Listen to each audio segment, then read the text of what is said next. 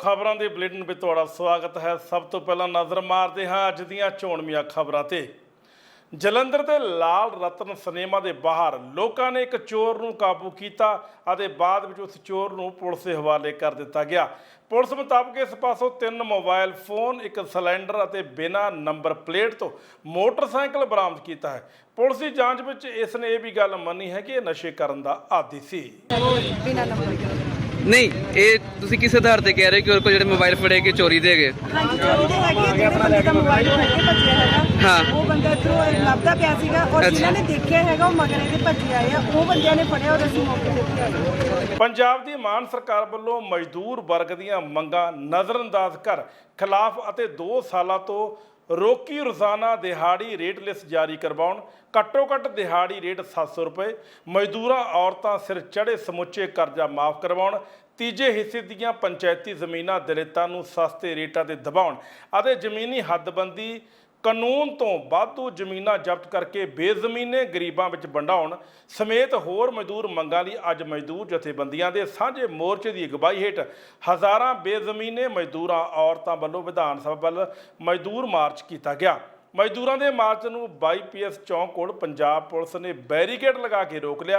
ਇਸ ਦੌਰਾਨ ਕਰੀਬ 2 ਘੰਟੇ ਤਪਦੀ ਧੁੱਪ 'ਚ ਮਜ਼ਦੂਰ ਸੜਕਾਂ ਤੇ ਬੈਠੇ ਰਹੇ। ਪੰਜਾਬ 'ਚ ਆਮ ਆਦਮੀ ਪਾਰਟੀ ਦੀ ਸਰਕਾਰ ਬਣਨ ਤੋਂ ਪਹਿਲਾਂ ਪੰਜਾਬ ਦੇ ਮੁੱਖ ਮੰਤਰੀ ਭਗਵੰਤ ਸਿੰਘ ਮਾਨ ਨੇ ਵੱਡੀਆਂ ਬਿਆਨਬਾਜ਼ੀਆਂ ਕੀਤੀਆਂ ਸਨ। ਹੁਣ ਉਹ ਬਿਆਨਬਾਜ਼ੀਆਂ ਜ਼ੀਰੋ ਹੁੰਦੀਆਂ ਹੋਈਆਂ ਨਜ਼ਰ ਆ ਰਹੀਆਂ ਹਨ। ਗੱਲ ਕਰਦੇ ਹਾਂ ਮੋਗਾ ਦੀ, ਜਿੱਥੇ ਸਰਪੰਚ ਅਤੇ ਗ੍ਰਾਮ ਸਭਾ ਦੀ ਹਾਜ਼ਰੀ ਵਿੱਚ ਆਮ ਇਜਲਾਸ ਬੁਲਾ ਕੇ ਪਿੰਡਾਂ ਦੇ ਲੋਕਾਂ ਦੀ ਹਾਜ਼ਰੀ ਵਿੱਚ ਮਤਿਆਂ ਨੂੰ ਪ੍ਰਵਾਨਗੀ ਦਿੱਤੀ ਗਈ ਸੀ। ਪਰ ਦੂਸਰੇ ਪਾਸੇ ਪਿੰਡਾਂ ਵਿੱਚ ਕੀਤੇ ਜਾਣ ਵਾਲੇ ਆਮ ਇਜਲਾਸ ਵੀ ਹੁਣ ਆਮ ਆਦਮੀ ਪਾਰਟੀ ਦੇ ਸਿਆਸੀ ਆਗੂਆਂ ਦੀ ਭੇਟ ਚੜ੍ਹਦੇ ਨਜ਼ਰ ਆ ਰਹੇ ਹਨ।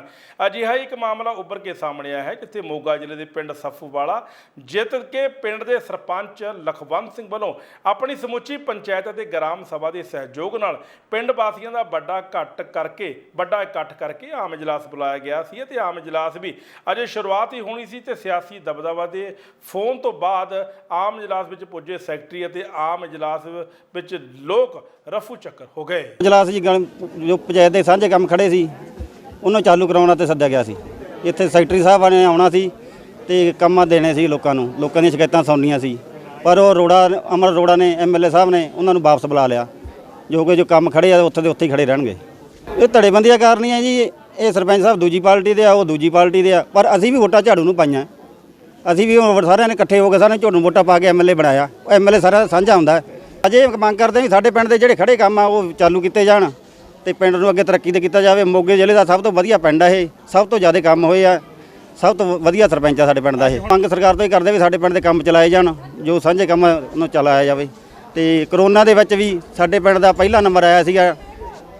ਜਿਹੜਾ ਸਾਡਾ ਪਿੰਡ ਆ ਵਿਕਾਸ ਦੇ ਪੱਖ ਇੱਕ ਮੋਹਰੀ ਪਿੰਡ ਗਿਣਿਆ ਗਿਆ ਜੀ। ਸਾਡੇ ਪਿੰਡ ਦੇ ਵਿੱਚ ਜਿੰਨਾ ਵਿਕਾਸ ਹੋਇਆ ਮੈਂ ਕਹਿੰਦਾ ਵੀ ਸਾਡੇ ਹਲਕੇ ਦੇ ਕਿਤੇ ਵੀ ਨਹੀਂ ਹੋਇਆਗਾ। ਅਸੀਂ ਇੱਕ ਆਮ ਇਜਲਾਸ ਕਰਕੇ ਜਿਹੜੇ ਰਹਿੰਦੇ ਕੰਮ ਸੀ ਅਸੀਂ ਉਹਨਾਂ ਬਾਰੇ ਮੰਗ ਲੈ ਰਹੇ ਸੀ। ਸਾਨੂੰ ਜਿੰਨੇ ਕੰਮ ਰਹਿੰਦੇ ਅਸੀਂ ਉਹ ਪੂਰੇ ਕੀਤੇ ਜਾਣ। ਔਰ ਸਾਡੇ ਕੋਲੇ 55 ਲੱਖ ਰੁਪਇਆ ਸਾਡੇ ਅਕਾਊਂਟ ਚਲੇ ਪਿਆ, ਸਭ ਤੋਂ ਵੱਧ ਕੰਮ ਕਰਕੇ ਵੀ। ਅਸੀਂ ਕਹਿੰਦੇ ਆ ਵੀ ਸਾਡੇ ਕੰਮਾਂ ਦੇ ਵਿੱਚ ਡਿੱਕੇ ਨਾ ਡਾਏ ਜਾਣ। ਜੇ ਕੋਈ ਡਿੱਕਾ ਡਾਊਗਾ ਤਾਂ ਅਸੀਂ ਉਹਦਾ ਸਖਤੀਆਂ ਟੱਕਰਾ ਕਰਾਂਗੇ। ਮੈਡਮ ਅਮਨ ਅਰੋੜਾ ਜਿਹੜੀ ਆ ਸਾਡੇ ਸਕਮੰਦਰ ਸੈਕਟਰੀ PO ਅਵਤਾਰ ਸਿੰਘ ਇੱਥੇ ਪਹੁੰਚੇ ਸੀਗੇ। ਉਹਨਾਂ ਨੇ ਮਗਰੋਂ ਫੋਨ ਕੀਤਾ ਵੀ ਇੱਥੇ ਆਮ ਇਜਲਾਸ ਨਾ ਹੋਵੇ, ਕਿਉਂਕਿ ਜਿਹੜਾ ਆਮ ਇਜਲਾਸ ਹੁੰਦਾ ਉਹ ਸਰਪੰਚ ਕਰਾ ਸਕਦਾ, ਨਾ ਕਿ ਅਮਨ ਅਰੋੜਾ ਕਰਾ ਸਕਦੀ ਹੈ। ਉਹ ਗ੍ਰਾਮ ਸਭਾ ਜਿਹੜੀ ਹੁੰਦੀ ਆ ਉਹ ਸਰਪੰਚ ਬੁਲਾ ਸਕਦਾ। ਉਹ ਮੇਰੇ ਵੱਲੋਂ ਵੀ ਬੁਲਾਈ ਗਈ ਸੀ। ਅਸੀਂ ਮਤਲਬ ਜਿਹੜਾ ਆਪਦਾ ਆਮ ਇਜਲਾਸ ਉਹ ਪੂਰਾ ਕਰ ਲਿਆ। ਮਤਲਬ ਅਮਨ ਅਰੋੜਾ ਜੋ ਡਿੱਕਾ ਡਾਇਆ ਉਹਨੂੰ ਆਪਣੀਆਂ ਭੁਗਤਣੀਆਂ ਪੈਣਗੀਆਂ ਜੀ। ਕਿਉਂ ਸਾਡਾ ਜਿਹੜਾ ਪਿੰਡ ਆ ਉਹ ਪੰਜਾਬ ਦੇ ਵਿੱਚ ਮੋਹਰੀ ਪਿੰਡ ਗਿਣਿਆ ਜਾਂਦਾ। ਕਰੋਨਾ ਦੇ ਵਿੱਚ ਵੀ ਅਸੀਂ 100% ਵੈਕਸੀਨ ਕੀਤੀ ਸੀਗੀ ਔਰ ਸਾਨੂੰ ਕੈਪਟਨ ਅਮਰਿੰਦਰ ਸਿੰਘ ਨੇ ਇੱਥੋਂ ਤੱਕ ਸਾਡੀ ਭਾਰਤ VC ਵੀ ਹੋਈ, ਉਹ 'ਚ ਮੈਂ ਸ਼ਾਮਲ ਹੋਇਆ ਸੀਗਾ। ਸਾਨੂੰ ਸਨਮਾਨਿਤ ਦਾ ਕੀ ਕਰਨਾ? ਸਾਡੇ ਕੋਲ ਜਿੰਨਾ ਕੁ ਪੈਸਾ ਅਸੀਂ ਉਹ ਆਪਦਾ ਪੈਸਾ ਲੈ, ਸਾਨੂੰ ਅਮਰੋੜਾ ਪੈਸਾ ਨਾ ਦੇਵੇ, ਸਾਡੇ ਵਿਕਾਸ ਡਿੱਕਾ ਨਾ ਡਾਵੇ ਜੀ।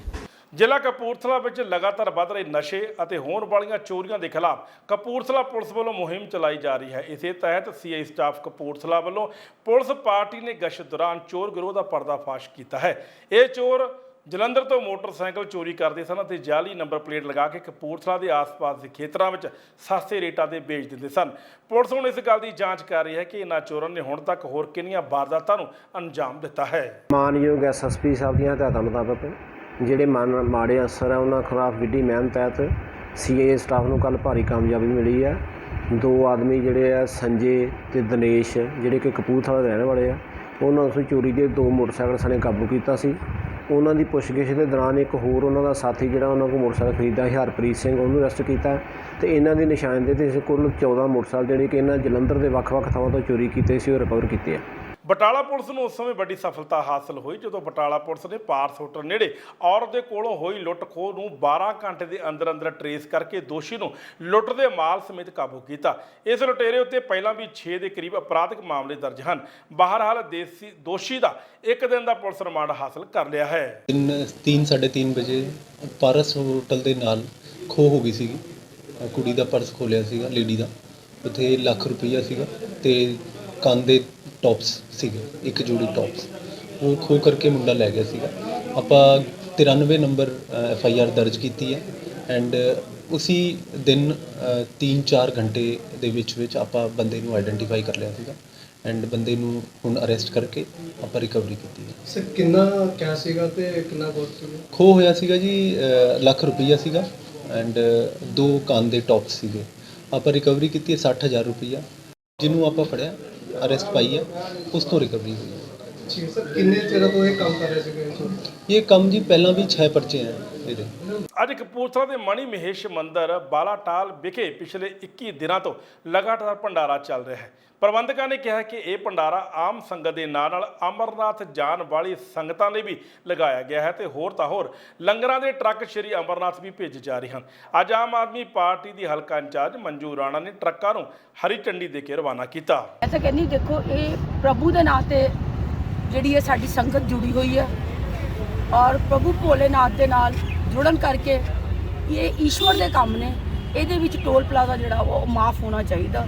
ਜਿੰਨੇ ਵੀ ਟਰੱਕ ਜਾ ਰਹੇ ਹੈਗੇ ਆ, ਇਹ ਲੰਗਰ ਦੀ ਸੇਵਾ ਲੈ ਕੇ ਪਬਲਿਕ ਦੀ ਸੇਵਾ, ਜਿਹੜੀ ਕਿ ਪਬਲਿਕ ਨੇ ਉੱਥੇ ਠੰਡ ਦੇ ਵਿੱਚ ਪਹੁੰਚਣਾ ਵਾ, ਉਹਨਾਂ ਦੀ ਰੋਟੀ ਦਾ ਪੂਰਾ ਇੰਤਜ਼ਾਮ ਕਰਨ ਲਈ ਜਾ ਰਹੇ ਹੈਗੇ ਨੇ। ਇਸ ਕਰਕੇ ਸਰਕਾਰ ਨੂੰ ਇਹਨਾਂ ਟਰੱਕਾਂ ਦੇ ਉੱਤੇ ਟੋਲ ਪਲਾਜ਼ਾ ਦੀ ਛੂਟ ਦੇਣੀ ਚਾਹੀਦੀ। ਪੰਜਾਬ ਕਾਂਗਰਸ ਦੇ ਮੌਜੂਦਾ ਪ੍ਰਧਾਨ ਅਤੇ ਸਾਬਕਾ ਟਰਾਂਸਪੋਰਟ ਮੰਤਰੀ ਰਾਜਾ ਵੜਿੰਗ ਤੇ ਲੱਗੇ ਘਪਲੇ ਦੇ ਦੋਸ਼। ਸਰਕਾਰੀ ਬੱਸਾਂ ਦੀ ਜੈਪੁਰ ਤੋਂ ਲਵਲੀ ਬਾੜੀ ਵਿੱਚ 33 ਕਰੋੜ ਦੇ ਘਪਲੇ ਦੇ ਲਾਏ ਦੋਸ਼। ਪ੍ਰਾਈਵੇਟ ਟਰਾਂਸਪੋਰਟਰ ਨੇ ਰਾਜਾ ਵੜਿੰਗ ਦੀ ਜਾਇਦਾਦ ਵੇਚ ਕੇ ਭਰਪਾਈ ਕਰਨ ਦੀ ਕੀਤੀ ਮੰਗ। ਦਰਅਸਲ ਰਾਜਾ ਵੜਿੰਗ ਨੇ ਆਪਣੀ ਸਰਕਾਰ ਸਮੇਂ ਜਦੋਂ ਉਹ ਟਰਾਂਸਪੋਰਟ ਮੰਤਰੀ ਸਨ ਉਦੋਂ ਬੱਸਾਂ ਮੰਗਵਾਈਆਂ ਸਨ ਅਤੇ ਉਸੇ ਬੱਸਾਂ ਦੇ ਵਿੱਚ ਬਾਡੀਆਂ ਦੇ ਵਿੱਚ ਹੋਏ ਘਪਲੇ ਦੀ ਜਾਂਚ ਦੀ ਹੁਣ ਮੰਗ ਕਰ ਰਹੇ ਹਨ ਲੋਕ। ਐਕਚੁਅਲੀ ਜੀ ਇਹ ਬੜਾ ਹੀ ਦੁਵਿਧਾ ਬਣੀ ਹੋਈ ਸੀ ਵੀ ਕਿੰਨਾ ਘਪਲਾ ਹੋਇਆ ਜਦੋਂ ਰਾਜਾ ਵੜਿੰਗ ਟਰਾਂਸਪੋਰਟ ਮੰਤਰੀ ਸੀ। ਮੈਂ ਇੱਕ ਚੀਜ਼ RTI ਦੇ ਖੁਲਾਸੇ ਤੋਂ ਲੈ ਕੇ ਆਇਆ ਤੇ ਤੁਹਾਨੂੰ ਦੱਸਣ ਲੱਗਿਆ ਜੀ। ਰਾਜਾ ਵੜਿੰਗ ਜੀ ਨੇ ਜਦੋਂ ਆਪਣਾ ਇਹ ਮੰਤਰੀ ਸੀ 11,98,000 ਰੁਪਏ ਦੀ ਆਪਣਾ 840 ਰੁਪਏ ਦੀ ਬੋਡੀ ਲਵਾਈ ਜੈਪੁਰ ਤੋਂ ਇੱਕ ਬੱਸ। 840 ਬੱਸਾਂ ਇਹਨਾਂ ਨੇ ਨਵੀਆਂ ਟੋਟਲ ਲਵਾਈਆਂ, ਜਿਨ੍ਹਾਂ ਦਾ ਮੋਟਾ 100 ਕਰੋੜ 80 ਲੱਖ ਰੁਪਏ ਜੈਪੁਰ ਦਿੱਤੇ ਆ। ਉਹੀ ਬਾਡੀ ਭਦੌੜ ਤੋਂ ਕੋਟੇਸ਼ਨਾਂ ਜਿਹੜੀਆਂ ਮੇਰੇ ਕੋਲੇ ਆ ਜੀ, ਆਹ ਲਓ, ਇਹ 8,25,000 ਰੁਪਏ ਦੀ ਤੇ 8,40,000 ਰੁਪਏ ਦੀ ਕੋਟੇਸ਼ਨ ਆ। ਇਹ ਮੈਂ ਇੱਥੋਂ ਲੈ ਕੇ ਆਇਆ ਭਦੌੜ ਤੋਂ, ਪਰ ਇਹਨਾਂ ਨੇ 12 ਲੱਖ ਦੀ ਬੋਡੀ ਹੀ ਉੱਥੋਂ ਲਵਾਈ ਜੈਪੁਰ ਤੋਂ। 33 ਕਰੋੜ ਰੁਪਏ ਦਾ ਸਿੱਧਾ ਘਪਲਾ ਜੀ ਸਿਰਫ ਬੱਸ ਬੋਡੀ ਦੇ ਵਿੱਚੋਂ, ਤੇ ਜਿਹੜਾ ਚੈਸੀਆਂ ਦੇ ਵਿੱਚੋਂ ਡਿਸਕਾਊਂਟ ਲਿਆ ਉਹ ਵੱਖਰਾ। ਇਹ ਸਾਰੀ ਆਪਣਾ PRTC ਪਰ ਬੱਸਾਂ ਸਰਕਾਰੀ PRTC ਤੇ ਪਨਬਸ ਪੰਜਾਬ ਰੋਡਵੇਜ਼ ਦੀਆਂ ਦੋਨਾਂ ਕੰਪਨੀਆਂ ਦੀਆਂ ਬੱਸਾਂ ਸਰਕਾਰੀ, ਉਹਦੇ 'ਚ ਘਪਲਾ ਹੋਇਆ ਜੀ। ਇਹ ਜਦੋਂ ਆਪਣਾ ਟਰਾਂਸਪੋਰਟ ਮਿਨਿਸਟਰ ਰਹੇ ਜਦੋਂ ਟਰਾਂਸਪੋਰਟ ਮੰਤਰੀ ਸੀ ਉਦੋਂ ਘਪਲਾ ਹੋਇਆ। 1 ਕਰੋੜ 51 ਲੱਖ ਰੁਪਏ ਦਾ ਡੀਜ਼ਲ ਹੀ ਫੂਕਤਾ ਜੈਪੁਰ ਬੱਸਾਂ ਲੈ ਕੇ ਜਾਣ ਦਾ, ਉੱਥੋਂ ਲੈ ਕੇ ਆਉਣ ਦਾ। 840 ਬੱਸਾਂ ਨੂੰ 1.5 ਕਰੋੜ ਰੁਪਏ ਦਾ ਡੀਜ਼ਲ ਫੂਕਤਾ ਤੇ ਸਾਰਾ ਰੁਜ਼ਗਾਰ, ਸਾਰਾ ਕੰਮਕਾਰ, ਟੈਕਸ ਚੱਕ ਕੇ ਸਾਰੇ ਰਾਜਸਥਾਨ ਨੂੰ ਦੇਤੇ। ਆਪਣੇ ਇੱਥੇ ਯਬਦੇ ਫਿਰਦੇ ਆ। ਜੇ ਤੁਸੀਂ ਪੈਸੇ ਹੀ ਖਾਣੇ ਸੀ ਤਾਂ ਇੱਥੋਂ ਹੀ ਖਾ ਲੈਂਦੇ। ਘੱਟੋ ਘੱਟ ਆਪਣੇ ਬੱਚਿਆਂ ਨੂੰ ਰੁਜ਼ਗਾਰ ਤਾਂ ਮਿਲਦਾ, ਜਿਹੜੇ ਬੰਦੇ ਕੰਮ ਕਰਦੇ ਆ, ਪੈਸਾ ਪੰਜਾਬ ਦਾ ਪੰਜਾਬ 'ਚ ਤਾਂ ਰਹਿੰਦਾ। ਜ਼ਿਲ੍ਹਾ ਤਰਨਤਾਰਨ ਦੇ ਕਸਬਾ ਸ਼੍ਰੀ ਗੋਬਿੰਦਵਾਲ ਸਾਹਿਬ ਦੇ ਨਜ਼ਦੀਕ ਪਿੰਡ ਧੂੰਦਾ ਵਿਖੇ ਬਿਆਸ ਦਰਿਆ ਦੇ ਬੰਨ੍ਹ ਬਣਾਏ ਜਾਣ ਨੂੰ ਲੈ ਕੇ ਦੋ ਧਿਰਾਂ ਵਿਚਕਾਰ ਤਕਰਾਰ ਤੋਂ ਬਾਅਦ ਦੋਵੇਂ ਧਿਰਾਂ ਇਸ ਮਾਮਲੇ ਸੰਬੰਧੀ ਥਾਣਾ ਮੁਖੀ ਸ਼੍ਰੀ ਗੋਬਿੰਦਵਾਲ ਸਾਹਿਬ ਇੰਸਪੈਕਟਰ ਰਜਿੰਦਰ ਸਿੰਘ ਨੂੰ ਮਿਲੀਆਂ। ਇਸ ਮੌਕੇ ਇੱਕ ਧਿਰ ਜੋ ਬੰਨ੍ਹ ਬਣਾਉਣਾ ਚਾਹੁੰਦੀ ਹੈ, ਜਿਸ ਵਿੱਚ ਮੌਜੂਦਾ ਸਰਪੰਚ ਸਵਰਨ ਸਿੰਘ ਧੂੰਦਾ ਤੇ ਪਿੰਡ ਦੇ ਹੋਰ ਮੋਹਤਬਾਰ ਸ਼ਾਮਲ ਸਨ ਅਤੇ ਹਮਾਇਤ ਲਈ ਸਾਬਕਾ ਵਿਧਾਇਕ ਰਮਨਜੀਤ ਸਿੰਘ ਸਿੱਕੀ ਵੀ ਥਾਣੇ ਪਹੁੰਚੇ। ਇਸ ਮਾਮਲੇ ਸੰਬੰਧੀ ਥਾਣਾ ਮੁਖੀ ਇੰਸਪੈਕਟਰ ਰਜਿੰਦਰ ਸਿੰਘ ਨਾਲ ਗੱਲਬਾਤ ਕੀਤੀ। ਦੂਜੇ ਪਾਸੇ ਦੂਜੀ ਧਿਰ ਜੋ ਇਸ ਬੰਨ ਨੂੰ ਬਣਾਏ ਜਾਣ ਦਾ ਵਿਰੋਧ ਕਰ ਰਹੀ ਹੈ ਤੇ ਆਮ ਆਦਮੀ ਪਾਰਟੀ ਦੇ ਆਗੂ ਨਿਰਵੈਰ ਸਿੰਘ ਧੂੰਦਾ ਅਤੇ ਕਾਮਰੇਡ ਬਲਦੇਵ ਸਿੰਘ ਅਤੇ ਕਈ ਹੋਰ ਕਿਸਾਨਾਂ ਵੱਲੋਂ ਵੀ ਥਾਣਾ ਮੁਖੀ ਇੰਸਪੈਕਟਰ ਰਜਿੰਦਰ ਸਿੰਘ ਨਾਲ ਮੀਟਿੰਗ ਕਰਕੇ ਆਪਣਾ ਪੱਖ ਰੱਖਿਆ। ਇਹ ਸਾਰਾ ਮਸਲਾ ਇਹ ਸਾਡੀ ਜ਼ਮੀਨਾਂ ਜਿਹੜੀਆਂ ਦਰਿਆ ਦੇ ਨਾਲ ਲੱਗਦੀਆਂ ਸਾਡੀਆਂ ਜ਼ਮੀਨਾਂ ਨੂੰ ਰਸਤਾ ਕੋਈ ਨਹੀਂ। ਰਸਤੇ ਜਿਹੜੇ ਉਹ ਦਰਿਆ ਦੇ ਵਿੱਚ ਚਲੇ ਗਏ। ਇਹ ਅਸੀਂ ਕੰਢੇ ਪਹਿਲਾਂ ਵੀ ਪਾ ਕੇ ਕੋਈ ਮਿੱਟੀ ਪਾ ਕੇ ਰਸਤਾ ਬਣਾਇਆ ਹੈ, ਆਪਣੀਆਂ ਪੈੜੀਆਂ ਨੂੰ ਸੁੱਕੇ ਪੈਰ ਤੇ ਲਾਇਆ। ਦਰਿਆ ਨੇ ਉਹਨੂੰ ਢਾਹ ਕੇ ਰਸਤੇ ਨੂੰ ਤੇ ਉਹਨੂੰ ਵਿੱਚ ਲੈ ਲਿਆ। ਕਿਸੇ ਦਾ ਕੋਈ ਨੁਕਸਾਨ ਨਹੀਂ, ਜਿਹੜੇ ਡੱਕਦੇ ਆ ਕੋਈ ਕਿਸੇ ਦੀ ਜ਼ਮੀਨ ਨਹੀਂ, ਅਸੀਂ ਆਪ ਦੀ ਜ਼ਮੀਨ ਦੇ ਵਿੱਚ ਕੀਤਾ। ਉਹ ਉਦੋਂ ਬੰਨ ਵੇਲੇ ਇਹਨਾਂ ਉਹ ਬੰਦਿਆਂ ਨੂੰ ਚੁੱਕ ਕੇ ਤੇ ਉਹ ਰਸਤੇ 'ਚ ਸਾਨੂੰ ਪੱਥਰ ਨਹੀਂ ਲਾਉਣੇ। ਉਹ ਪੱਥਰ ਸਰਕਾਰ ਨੇ 1 ਕਰੋੜ ਰੁਪਈਆ ਸਾਡੇ MLA ਸਾਹਿਬ ਨੇ ਮਨਜ਼ੂਰ ਕਰਾਇਆ। 1 ਕਰੋੜ ਦਾ ਪੱਥਰ ਲਿਆਂਦਾ। ਉਹ ਪੱਥਰ ਸਾਰਾ ਇਹਨਾਂ ਨੇ ਆਪੋ ਆਪਣੇ ਯਾਰਾਂ ਦੋਸਤਾਂ ਨੂੰ ਚੁਕਾ ਦਿੱਤਾ ਵਾ, ਚਲੇ ਗਿਆ। ਸਰਕਾਰੀ ਪੱਥਰ ਵਾ ਸਾਡੇ ਪਿੰਡ ਦਾ ਪੈਸਾ ਮਨਜ਼ੂਰ ਹੋਇਆ, ਜਿਹੜਾ ਉਹ ਪੈਸਾ ਇਹਨਾਂ ਦੇ ਘਰਾਂ 'ਚ ਵੜ ਗਿਆ ਸਾਰਿਆਂ ਦੇ। ਹੁਣ ਜਿਹੜਾ ਵਾ ਪੈੜੀ ਆ, ਮੇਰੀ ਆਪਣੀ ਪੈੜੀ ਆ, ਦਰਿਆ ਦੇ ਕੰਢੇ ਤੇ ਆ। ਮੈਂ ਉਹਨੂੰ ਦਰਿਆ ਦੇ ਪਾਣੀ ਤੋਂ ਬਚਾਉਣ ਵਾਸਤੇ ਇੱਕ ਛੋਟੀ ਬੰਨ੍ਹ ਮਾਰ ਰਿਹਾ। ਇੱਕ ਨਾਲ ਰਸਤਾ ਲੰਘ ਜੂਗਾ। ਕੁਛ ਅਸੀਂ ਆਪੋ ਦੀ ਲੈਣ ਦੇਣ ਕਰਕੇ ਸਾਰੇ ਘਰਾਂ ਨੇ ਤੇ ਉਹ ਪੈੜੀਆਂ ਜ਼ਮੀਨ ਨੂੰ ਇੱਕ ਰਸਤਾ ਬਣਾਉਣ ਲੱਗੇ। ਇਹ ਚਾਹੁੰਦੇ ਆ ਵੀ ਅਸੀਂ ਦਰਿਆ ਦੇ ਵਿੱਚ ਡੁੱਬੇ ਆ ਤੇ ਕੋਈ ਜਿਹੜਾ ਬਾਹਰ ਜ਼ਮੀਨ ਉਪਜਾਊ ਜ਼ਮੀਨ ਚੱਲਦੀ ਆ ਉਹਨੂੰ ਰਹਿਣ ਨਹੀਂ ਦੇਣਾ ਸੀ। ਇਹ ਸਾਡੇ ਵਰਗੇ ਹੋ ਜਾਣ। ਇਸ ਬੰਦੇ ਨੇ ਨਰਵੈਲ ਸਿੰਘ ਨੇ ਅਕਾਲੀ ਸਰਕਾਰ ਵੇਲੇ ਲਾ ਕੇ ਵਰਮਾ ਉੱਥੇ ਤੇ ਜ਼ਮੀਨ ਦੀ ਸਾਰੀ ਰੇਤਾ ਥੱਲੋਂ ਖਿੱਚ ਕੇ ਤੇ ਡੂੰਘਾ ਕਰਤਾ। ਦਰਿਆ ਜਿਹੜਾ ਦੂਜੇ ਬੰਨੇ ਚੱਲਦਾ ਸੀ ਉਹ ਇਹਦੀ ਆਪ ਦੀ ਪੈੜੀ 'ਚ ਆ ਗਿਆ। ਇਹਦੀ ਪੈੜੀ ਜਿਹੜੀ ਉਹ ਦਰਿਆ ਦੇ ਵਿੱਚ ਚਲ ਗਈ। ਇਹਨੇ ਤੇ ਵੇਚ ਲਈ ਉਦੋਂ ਰੇਤਾ ਬਹੁਤ ਵੇਚੀ, ਟਿੱਪਰਾਂ ਦੇ ਹਿਸਾਬ ਨਾਲ ਵਰਮਾ ਚੱਲਦਾ ਰਿਹਾ, ਕਈ ਦਿਨ ਚੱਲਦਾ ਰਿਹਾ ਤੇ ਜਿਹੜੀ ਦੂਜਿਆਂ ਦੀ ਜ਼ਮੀਨ ਨਾਲ ਖਰਾਬ ਹੋ ਗਈ। ਇਹ ਹੁਣ ਇਕੱਲਾ ਬੰਦਾ ਸਿਰਫ ਇਹੀ ਕਰਦਾ। ਜਦੋਂ ਸਾਡੇ ਤੇ ਇਤਰਾਜ਼ ਤਾਂ ਚਾਹੀਦਾ ਵਾ ਵੀ ਜੇ ਅਸੀਂ ਇਹਨਾਂ ਦੀ ਜ਼ਮੀਨ ਨੂੰ ਕੁਛ ਲਾਉਂਦੇ ਆ, ਇਹਨਾਂ ਦੀ ਜ਼ਮੀਨ ਦੇ ਵਿੱਚੋਂ ਅਸੀਂ ਨਾ ਮਿੱਟੀ ਲੈਂਦੇ ਆ ਨਾ ਹੀ ਦਰਿਆ ਚੋਂ ਲੈਂਦੇ ਆ। ਅਸੀਂ ਆਪਦੀ ਜ਼ਮੀਨ ਦੇ ਵਿੱਚੋਂ ਮਿੱਟੀ ਲੈ ਕੇ ਤੇ ਅਸੀਂ ਉਹ ਬੰਨ੍ਹ ਬਣਾ ਕੇ ਤੇ ਇੱਕ ਪੈੜੀਆਂ ਨੂੰ ਜਾਣ ਨੂੰ ਰਸਤਾ ਬਣਾਉਣਾ ਵਾ। ਸਾਡਾ ਰਸਤਾ ਨਹੀਂ ਹੈਗਾ। ਅਸੀਂ ਭਾਈਚਾਰੇ ਤੌਰ ਤੇ ਕਿਸੇ ਦੀ ਕਨਾਲ ਪੈੜੀ, ਕਿਸੇ ਦੀ 2 ਕਨਾਲਾਂ ਪੈੜੀ ਲੈ ਕੇ ਅਸੀਂ ਰਸਤਾ ਬਣਾਉਣਾ ਚਾਹੁੰਦੇ ਹਾਂ। ਰਸਤਾ ਬਣਾ ਕੇ ਆਪਦੀਆਂ ਪੈੜੀਆਂ ਸੁੱਕੇ ਪੈਰ ਲੰਘਣਾ। ਕੇਂਦਰ ਸਰਕਾਰ ਦੀ ਅਗਨੀਪਥ ਯੋਜਨਾ ਦੇ ਖਿਲਾਫ ਪੂਰੇ ਦੇਸ਼ ਵਿੱਚ ਰੋਹ ਵੇਖਣ ਨੂੰ ਮਿਲ ਰਿਹਾ ਹੈ। ਇਸੇ ਚੱਲਦਿਆਂ ਬਟਾਲਾ ਨਜ਼ਦੀਕ ਕਸਬਾ ਅਮੋ ਨਿੰਗਲ ਵਿਖੇ ਕਿਸਾਨ ਮਜ਼ਦੂਰ ਸੰਘਰਸ਼ ਕਮੇਟੀ ਦੇ ਬੈਨਰ ਤਲੇ ਕਿਸਾਨਾਂ ਵੱਲੋਂ ਇਕੱਠੇ ਹੋ ਕੇ ਅਗਨੀਪਥ ਯੋਜਨਾ ਦੇ ਖਿਲਾਫ ਕੇਂਦਰ ਦੀ ਮੋਦੀ ਸਰਕਾਰ ਦਾ ਪੁਤਲਾ ਫੂਕਦੇ ਹੋਏ ਰੋਸ ਪ੍ਰਦਰਸ਼ਨ ਕੀਤਾ। ਜੋੜ ਕੇ ਖੜੀ ਆ ਤੇ ਇਹ ਸੰਘਰਸ਼ ਉਹਨਾਂ ਚਿਰ ਲੜਾਂਗੇ ਜਿੰਨਾ ਚਿਰ ਇਹ ਕਾਨੂੰਨ ਜਿਹੜਾ ਵਾਪਸ ਨਹੀਂ ਕਰਦੀ, ਇਹ ਯੋਜਨਾ ਵਾਪਸ ਨਹੀਂ ਕਰਦੀ ਮੋਦੀ ਸਰਕਾਰ। ਇਹ ਸ਼ਾਇਦ ਮੋਦੀ ਨੂੰ ਭੁਲੇਖਾ ਹੋਵੇ। ਅਸੀਂ ਉਦੋਂ ਵੀ ਭੁਲੇਖਾ ਇਹਦਾ ਦਿੱਲੀ ਦੇ ਵਿੱਚ ਕੱਢਿਆ। 13 ਮਹੀਨੇ ਰਹਿ ਕੇ 1.5 ਸਾਲ ਦੇ ਕਰੀਬ ਅਸੀਂ ਪਹਿਲਾਂ ਵੀ ਲੜੇ ਆ ਤੇ ਆਪਣੇ ਕਾਨੂੰਨ ਜਿਹੜੇ ਆ ਵਾਪਸ ਕਰਾਏ ਕਾਲੇ। ਅੱਜ ਵੀ ਇਹਨੂੰ ਮੋਦੀ ਨੂੰ ਕਹਿਣਾ ਚਾਹੁੰਦੇ ਆ ਵੀ ਤੂੰ ਆਪਣਾ ਜਿਹੜੀ ਆ ਇਹ ਅਗਨੀਪਥ ਯੋਜਨਾ ਇਹਨੂੰ ਵਾਪਸ ਲੈ ਜਾ। ਇਹ ਸਾਨੂੰ ਮਨਜ਼ੂਰ ਨਹੀਂ ਹੈਗੀ। ਨਾ ਹੀ ਅਸੀਂ ਆਪਣੇ ਨੌਜਵਾਨਾਂ ਨੂੰ ਤੇਰੇ ਪ੍ਰਾਈਵੇਟ ਗੁਲਾਮ ਨਹੀਂ ਹੋਣ ਦਾਂਗੇ, ਉਹਨਾਂ ਦੇ ਅਬਾਨੀਆਂ ਅਡਾਨੀਆਂ ਦੇ ਗੁਲਾਮ ਨਹੀਂ ਹੋਣ ਦਾਂਗੇ। ਸੋ ਮੈਂ ਅੱਜ ਇੱਥੇ ਖਲੋ ਕੇ ਕਹਿਣਾ ਚਾਹੁੰਦਾ ਵਾਂ, ਅਸੀਂ ਜੰਗ ਜਿਹੜੀ ਆ ਪੂਰੇ ਜ਼ੋਰਾਂ ਤੇ ਲੜਾਂਗੇ, ਇਹਨਾਂ ਨੌਜਵਾਨਾਂ ਦਾ ਸਾਥ ਦੇਵਾਂਗੇ। ਹਮੇਸ਼ਾ ਸੁਰਖੀਆਂ ਵਿੱਚ ਰਹਿਣ ਵਾਲੀ ਕੇਂਦਰੀ ਜੇਲ੍ਹ ਗੋਬਿੰਦਵਾਲ ਸਾਹਿਬ, ਜਿੱਥੇ ਹਰ ਰੋਜ਼ ਪਾਬੰਦੀਸ਼ੁਦਾ ਵਸਤੂਆਂ ਤੇ ਕੈਦੀਆਂ ਕੋਲੋਂ ਮੋਬਾਈਲ ਫੋਨ ਦਾ ਮਿਲਣਾ ਲਗਾਤਾਰ ਜਾਰੀ ਹੈ।